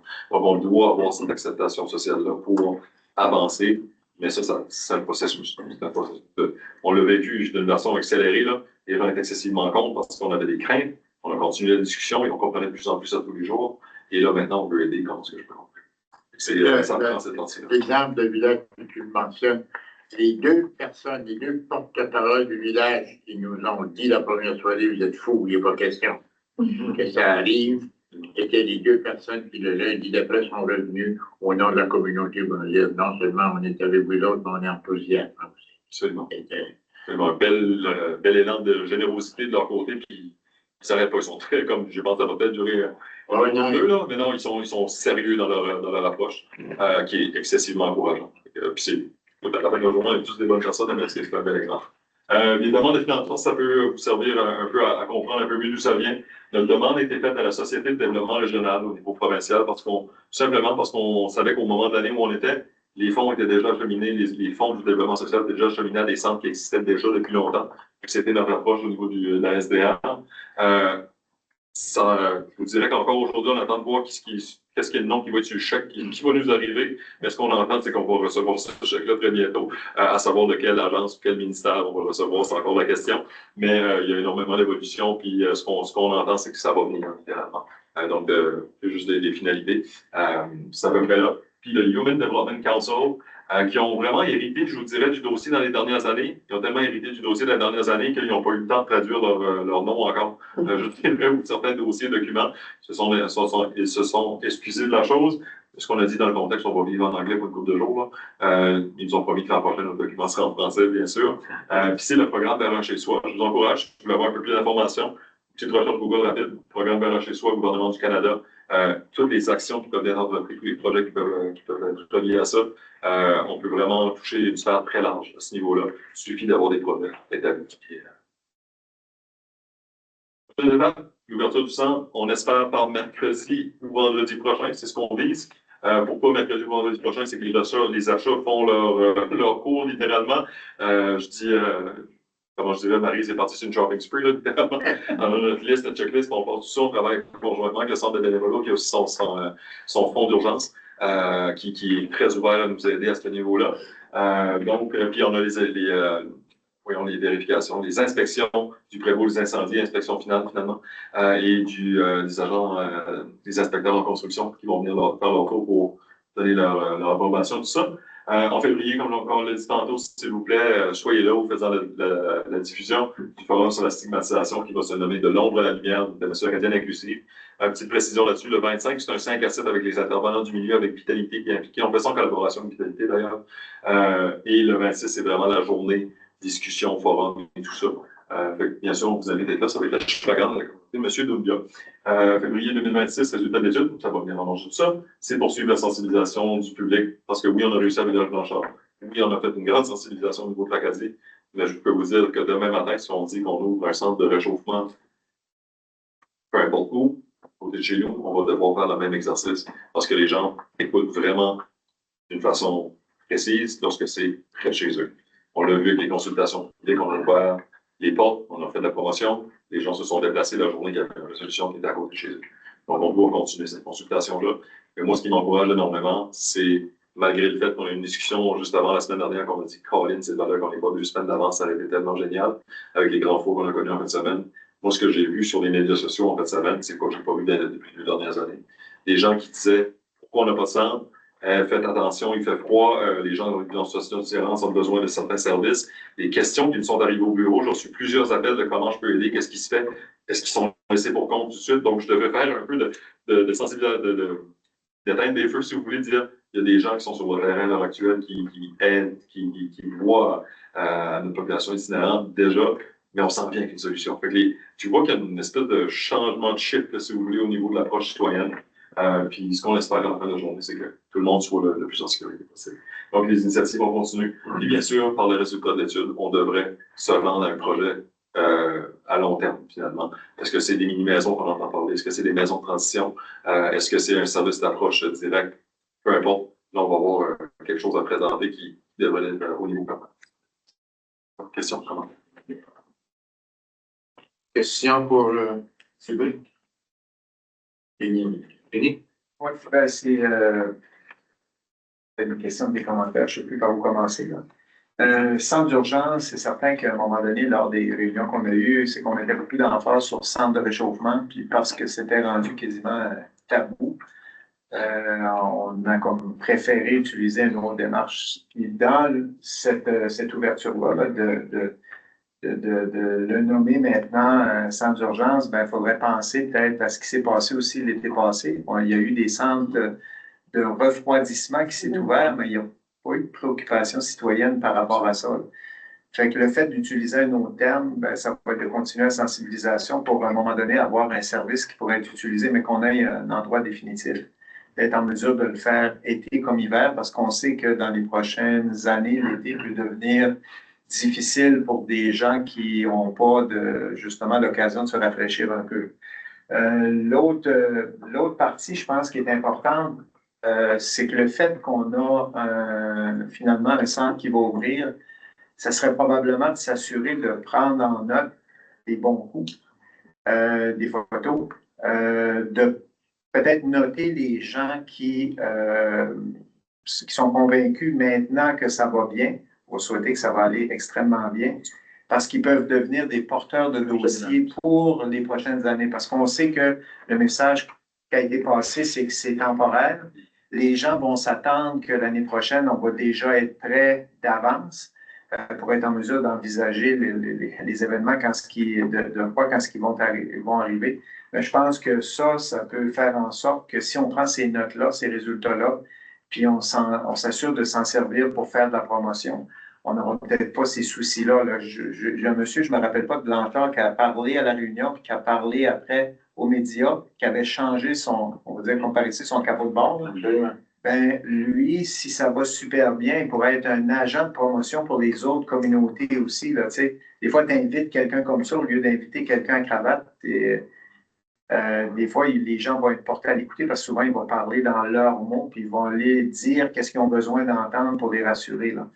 Fait que ça peut être un élément déclencheur pour nous faciliter la tâche des prochaines années. Là. Ces gens-là nous ont déjà dit qu'ils veulent faire partie de la solution pour le long terme. Je pense à la réunion de conseil municipal, justement. On veut être à vos prochaines consultations lorsque ce sera, parce que pour eux, c'est pas nécessairement. Ils sont passés par-dessus le fait que c'est un centre de réchauffement dans leur territoire. Pour eux, c'est que c'est pas la place. Pour eux, c'est vraiment ce qu'ils débattent. Ils disent que ça ne devrait pas être au centre de la péninsule où c'est loin de tous les services. Ça devrait être accessible à pied, par exemple, ou sans aide en bon français pour avoir accès aux besoins immédiats, littéralement. Donc, c'est vraiment leur argument qu'on entend. Mais ce qu'ils ont dit, c'est que la journée que vous allez présenter ailleurs, on veut être là, on veut vous aider à faire comprendre le message. Et moi, c'est ce que je me suis engagé avec eux, c'est oui, tout de suite, c'est bien, on discute, puis tout ça, Mais je vais rencontrer la communauté de Village-Blanchard après les événements de cette année pour avoir la rétroaction sur comment ça a été.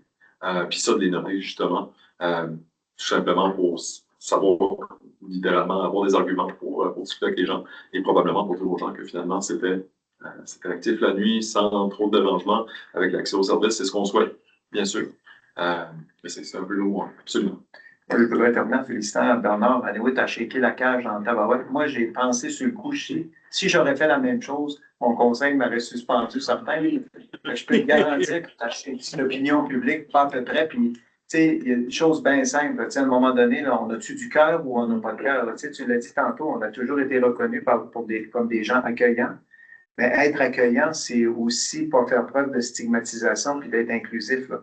Mais ça, c'est cette réflexion-là que les gens ont eue. Ouais. Et là, j'ai ramené mes vieilles techniques de négociation quand j'ai travaillé à Birchurch pendant la crise. Il y a des principes qui disent il faut que tu identifies dans ton groupe de personnes ceux qui démontrent une ouverture et ouais, je fais des autres techniques de négociation qui nous disaient jamais plus que 10. En haut de 10, c'est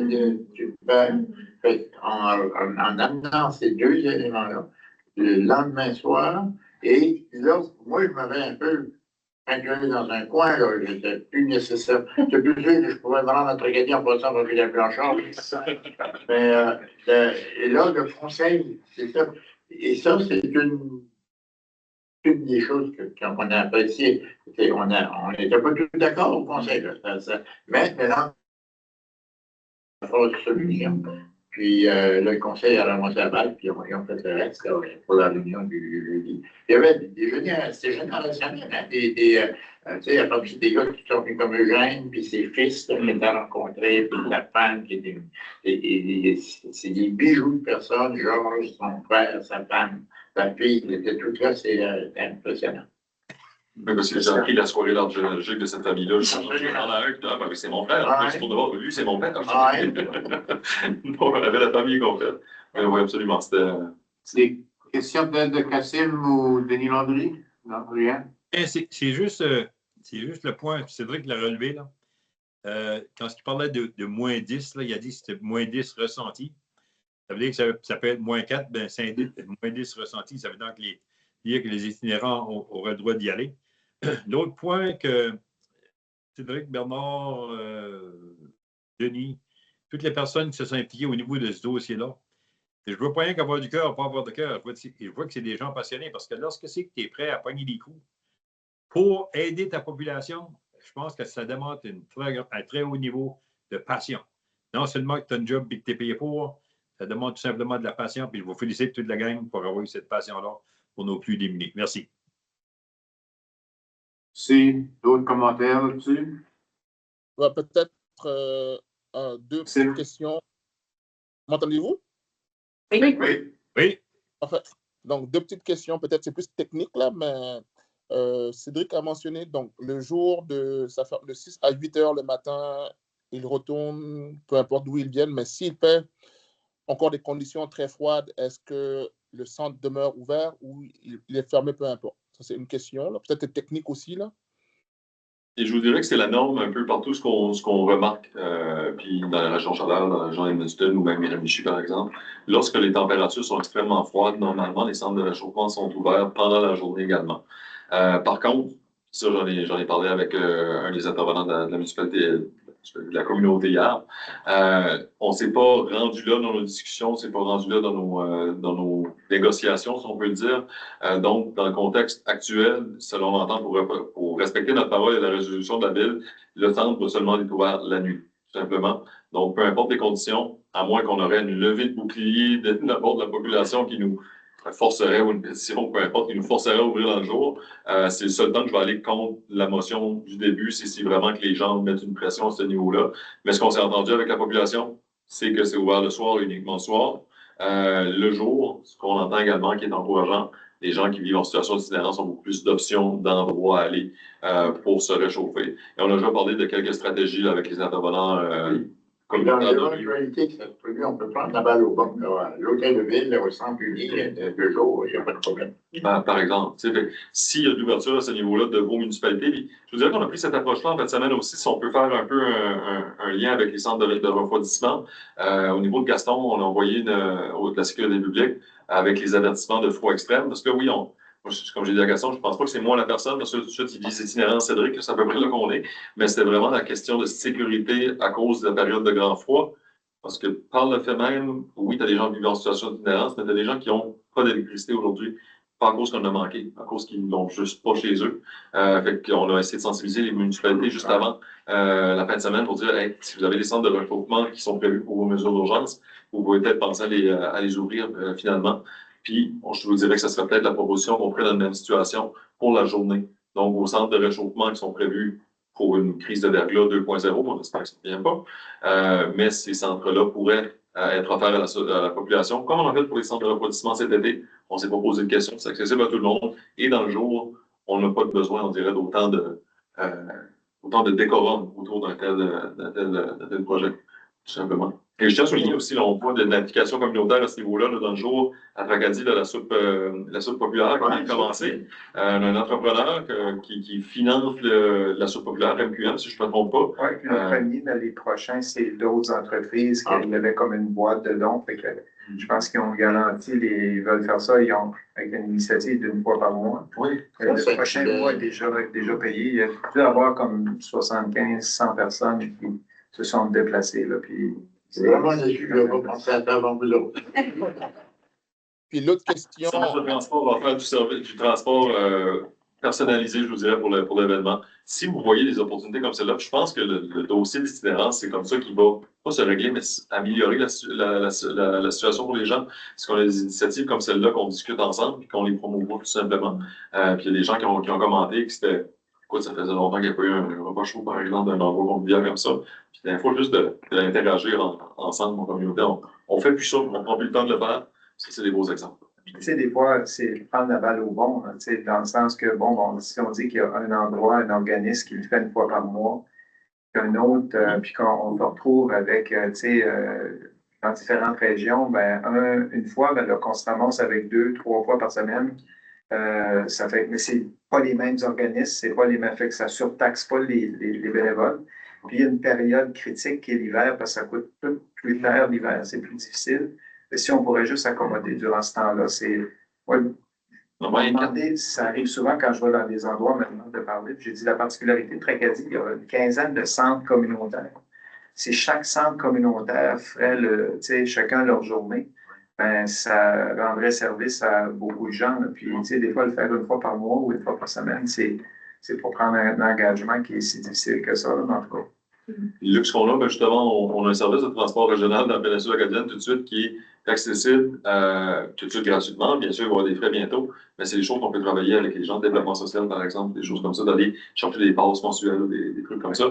Que si la soupe populaire est à Caraquette cette semaine, quand on fait la promotion, tout le monde peut embarquer sur le bus puis se rendre de Tracadie à Caraquette, par exemple, ou à Chupagan, ou bientôt à la Donc, c'est vraiment dans ce contexte-là qu'on peut travailler ensemble par le biais de tous les services qu'on a mis en place. C'est une belle force qu'on a chez nous, juste d'en profiter. Dans le futur, il pourrait peut-être avoir des donateurs pour avoir des billets justement gratuits pour certains utilisateurs qui sont plus démunis, qui ont besoin de services essentiels. Pour nous autres, pousser ça très loin. Ils répondent très bien lorsqu'on a des demandes comme celle-là. Et Cassim, avait une deuxième question avant qu'on passe au prochain week-end? Il y avait des conditions pour que les personnes puissent accéder au centre. Est-ce que ces conditions sont applicables avant qu'ils prennent le bus ou une fois qu'ils sont arrivés au centre?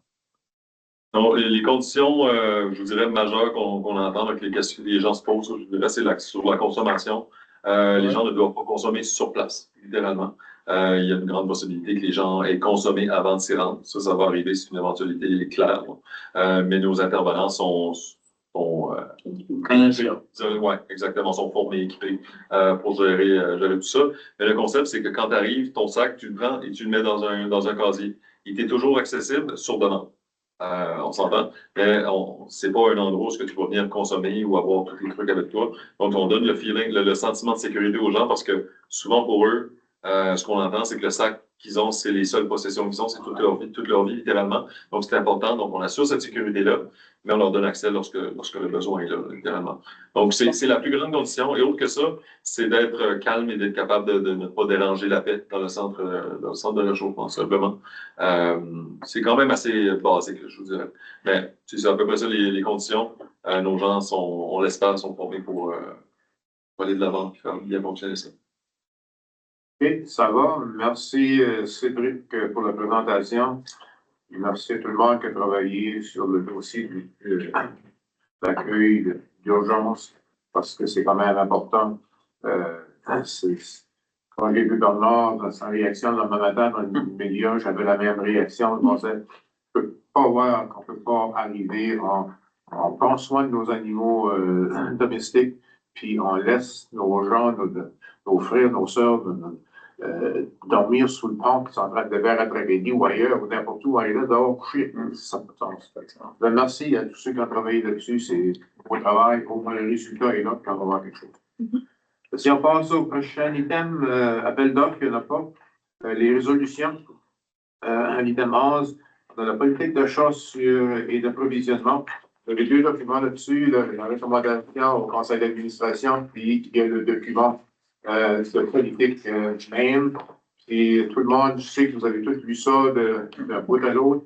Peut-être demander à Mélanie de résumer ça dans quelques mots pour que tout le monde comprenne bien, toutes les questions. Après ça, si vous êtes d'accord, on pourrait l'adopter comme politique. Je sais que ça fait longtemps que Mélanie travaillait là-dessus.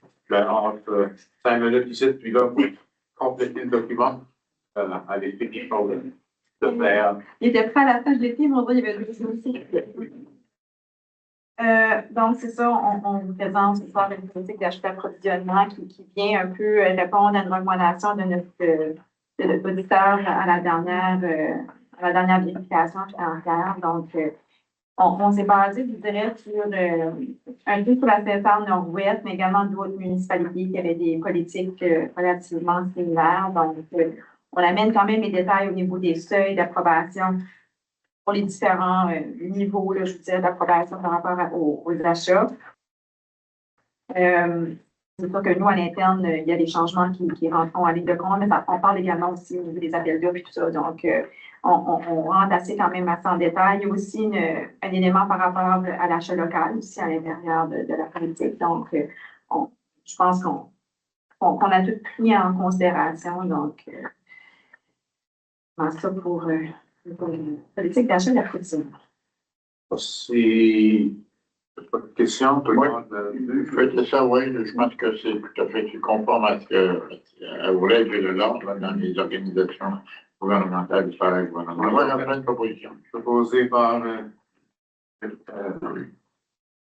Bernard Thériault, appuyé par Bernard Savoie. Est-ce qu'il y a des questions, commentaires sur la politique d'achat? Sinon, prêt pour l'adoption, ceux qui sont en faveur, c'est bien de dire oui. Oui. Contre-temps. C'est Alliance d'énergie du Nord. Vous avez reçu une chose, le document. Et lorsqu'ils ont présenté dans la présentation de l'Alliance d'énergie du Nord, parce que c'était une des questions qu'il y avait, de comment est-ce qu'on va se partager l'argent, parce qu'on parle de gros montants, on parle de 2,5 millions, 2,5 millions divisés en 5, puis après ça, divisé en toute la péninsule. Puis comment est-ce qu'on se divise ça entre les municipalités de la péninsule? Je pense que Mélanie a fait l'exercice et puis vous avez reçu la présentation. Peut-être Mélanie peut l'expliquer brièvement, mais c'est pas long. Non, puis on n'a pas été dans la plus grande réflexion. Là, je vous dirais, on a utilisé, puis on parle de revenus, mais on parle également aussi de la répartition du risque, parce que c'est toujours le risque est quand même probablement très, très, très minime, mais il existe quand même. On ne peut pas nécessairement l'enlever dans l'équation. Mais nous, qu'est-ce qu'on vous recommande? C'est la formule qu'on utilise actuellement pour l'ensemble de nos nouveaux services, c'est-à-dire 50% par rapport aux habitants de la population, puis 50% au niveau base fiscale.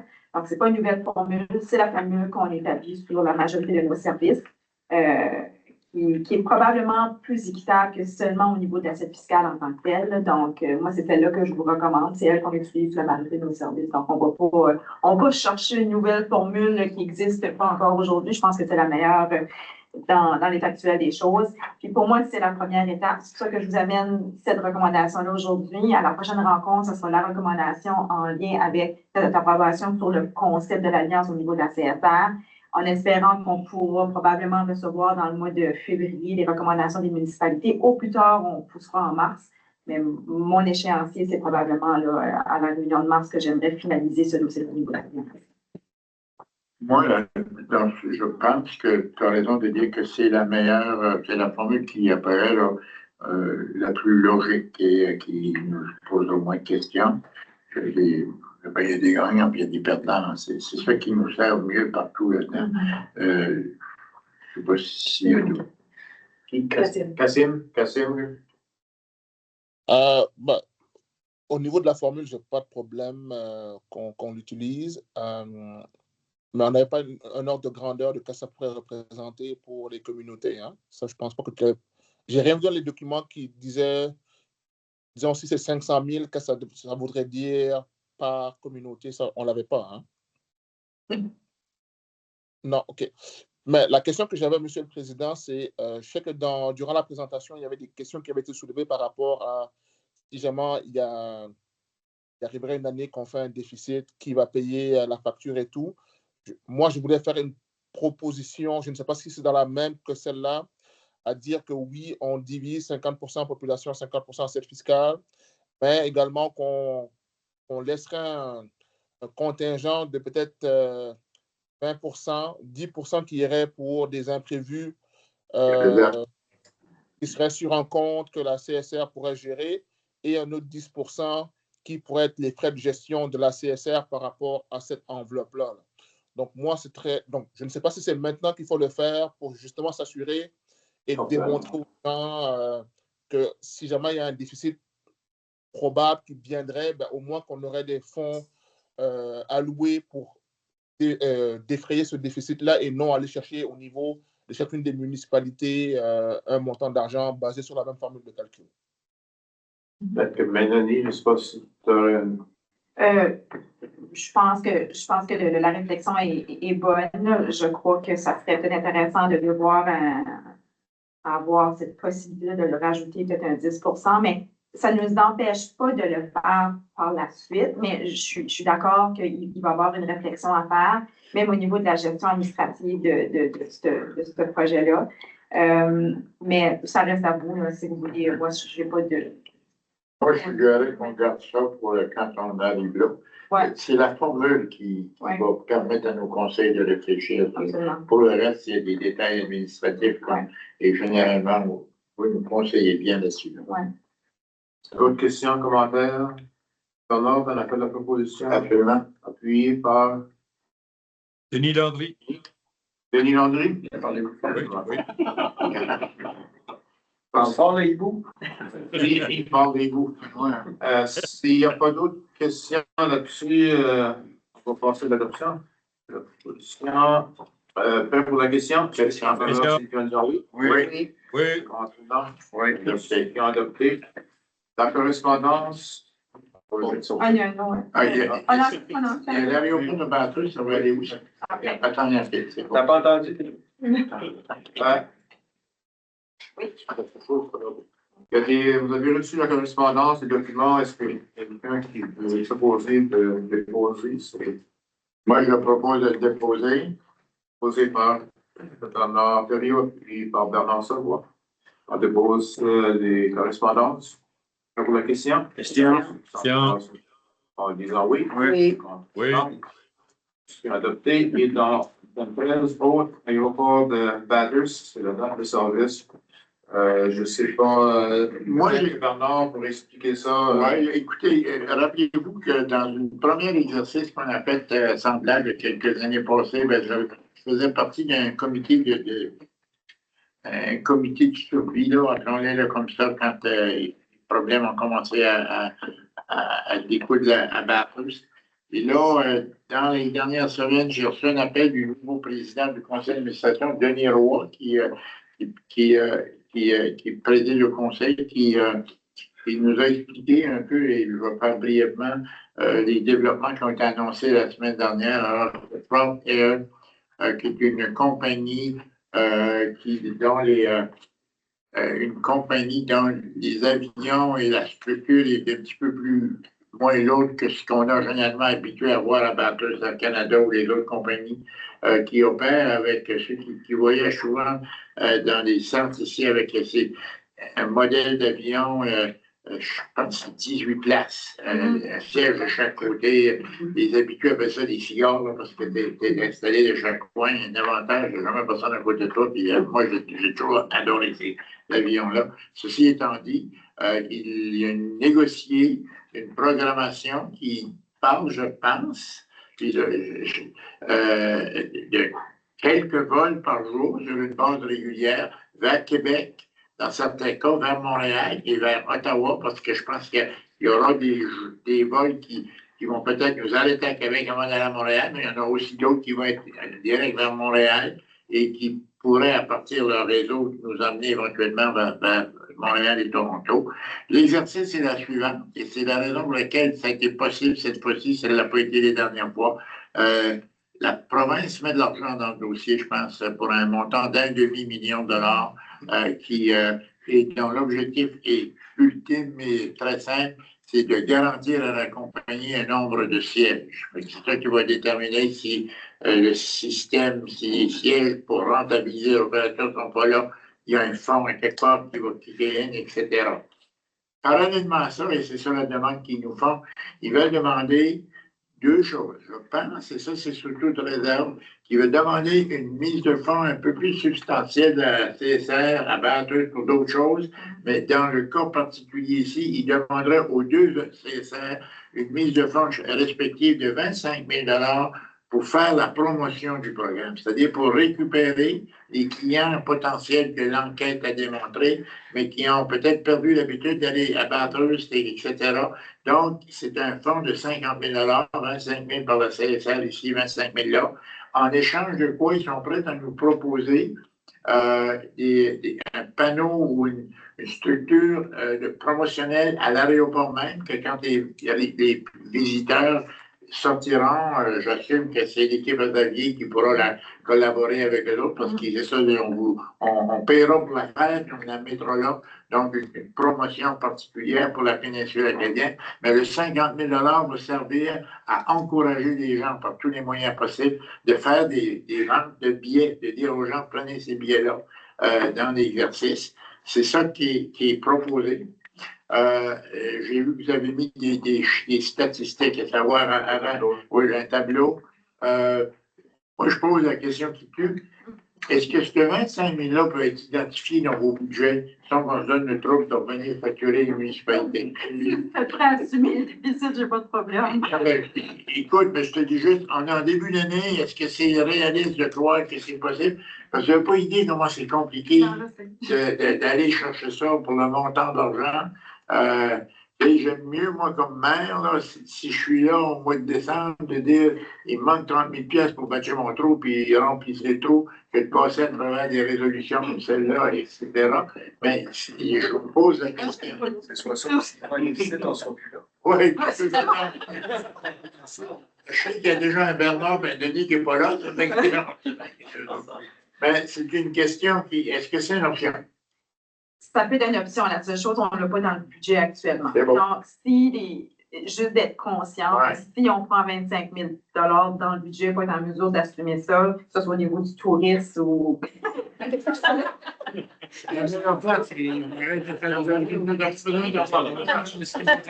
la première présentation qu'ils m'ont faite pour le centre de génération. Ils sauvaient 60% du chauffage dans cette aréna-là par rapport à l'autre. Je dis, comment est-ce qu'on peut faire ça? On ne chauffe pas la vieille. Pareil, tu n'as pas d'argent. Écoute, si vous continuez à pousser pour la redevance, vous pourrez peut-être afforder ça. C'est vrai. Mais tu sais, moi, je pense que c'est peut-être. Et puis, mais tu n'as pas tort de dire on vous mandaterait de financer tout de suite, puis après ça, dans le courant de l'été, on regarderait ça tous ensemble, voir où on peut faire des affaires. On a tous écoute, on a tout réalisé de quoi dans nos budgets l'année passée avec l'argent qu'on n'avait pas, puis on n'est pas mort, puis ça va encore arriver cette année. Fait on dit, gérant ce risque-là jusqu'à l'automne. Si vous êtes prêt à assumer les risques, la seule chose que je vous dis, il n'est pas nécessairement dans le budget, donc si on arrive déficitaire, j'aurais une bonne raison. Oui, non, mais après ça, on prendra, s'il faut aller, après ça, ça après. Est-ce qu'il y a d'autres questions, commentaires là-dessus? Je comprends ce que Mélanie dit, je comprends ce que Bernard dit. C'est 25 000 $. Vous avez le tableau sur le. Mais je comprends l'exercice d'aller dans chacun, je comprends ça. Mais si on paye, s'il y avait une proposition ou si on était prêt à soir à faire une recommandation, c'est qu'il y a un risque de 25 000 $, qui n'est pas là, qui pourrait être difficile. Ouais, c'est juste qu'on est dans une question de transparence. On a quand même des réunions publiques ici. Là. Si on prend, c'est pas au budget qu'on fait un déficit, il reste que c'est quand même nous qui vont devoir l'assumer. Tout le temps. Oui. Fait que, dans le fond, c'est qu'on a pris une décision basée sur je veux dire, il n'est pas budgété. Il y a une possibilité de déficit. Puis le risque est là. On a quand même des budgets quand même assez serrés. Là. On n'a jamais fait des surplus exorbitants. Moi, je serais plus de l'avant je veux dire, on a passé à nos conseils municipaux l'année passée, c'est de revenir avec la même situation. On peut arriver, s'envoyer l'information à nos greffiers, vous voulez avoir la réponse pour, je sais pas, mars. Puis à partir de là, on va voir qu'est-ce qui est la réponse. C'est certain que la question de stratégie de marketing avec ce qu'on voit de l'avant, ben, je veux dire, ça aussi, on ne peut pas vendre la peau de l'ours avant de l'avoir tué. Ça a l'air positif, mais après ça, on peut prendre des décisions, surtout qu'il va y avoir de la promotion puis du marketing à l'aéroport. Ça fait partie de la stratégie pour. Puis dans un aéroport, il n'y a rien de plus touristique que ça. Mais moi, je serais plus à l'aise d'arriver puis de dire, surtout qu'on est en fin de mandat, je ne voudrais pas. Mettons qu'il n'y a personne de nous autres qui est élu, on a pris une décision pour envisager un déficit pour les prochains conseils. Je ne me sentirais pas à l'aise de le faire. Je trouve autant mieux que les conseils actuels prennent la décision. L'aéroport de Bathurst, je pense que. À moins que je me trompe, a fait partie des choses qu'on veut garder. C'est un avantage pour la péninsule. Fait qu'en principe, on devrait être en mesure de leur vendre encore cette année. Puis, je veux dire, si la réponse, si on peut l'avoir, c'est plus facile de l'avoir pour mars. On sait qu'on fonctionne toujours, on présente dans un plénier, puis on doit adopter ça dans un ordinaire ou un extraordinaire. En principe, ça peut se faire dans un mois et demi, 2 mois max.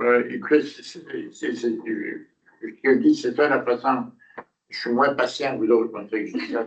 Ben, ceci étant dit. Ouais, c'est que moi, j'ai appris à avoir des tapes sur les doigts. Je ne veux plus en avoir après 10 ans. Ben, ceci étant dit, j'en ai à passer la semaine prochaine, moi aussi, des grosses. Je ne vois pas de problème à ça, parce que ce que Denis amène là, c'est la norme. C'est la façon dont on doit opérer. Moi, il y avait une façon. Moi, plus longtemps en politique, il y avait plus de mauvais penchants. Ouais, des mauvais penchants. Je suis plus courageux en début de mandat qu'après le mandat. Pareil comme toi. Mais ceci étant dit, il y a des gens qui nous écoutent en arrière qui pourraient publier qu'est-ce qu'on va prendre comme décision. Oui, absolument. Je suis d'accord avec l'autre. Est-ce qu'il y a une proposition dans l'autre maintenant? Moi, je proposerais qu'on revienne à nos conseils municipaux, puis que la résolution, avec les tableaux, la résolution oui. posée là. Donc, le greffier n'a pas besoin des gens sur du temps avec ça, puis d'avoir un délai de réponse qui peut être d'ici le milieu de mars ou. Et dans la mesure du possible, d'ici à la fin du mois de février, pour avoir une réponse en début mars. Parfait, ça. Mélanie, on verra tout le monde. C'est bon, parfait. Ça pourrait être envoyé en même temps que celle de l'Alliance, en précisant qu'on aimerait d'avoir ça pour d'ici la fin février. Si on ne peut pas le faire en ordinaire, on peut quand même faire un extraordinaire pour respecter les échéances. Je sens vous battre quelques propositions. Déjà, oui. Vu que je l'ai contredit, je vais faire la proposition. On est fini d'accord. Y a-t-il d'autres commentaires sur la proposition? Non. Prêt pour la question? En faveur, c'est une question. Oui. Oui. Non. OK. Position adoptée. Ça va la prudence. Vraiment penser à L'ajournement proposé par Bernard Lavoie, depuis la réunion. Merci beaucoup tout le monde. Merci beaucoup. Oui. Bonne soirée tout le monde. Salut. Bonne soirée, bonne fin de semaine. Merci, bonne soirée. Merci.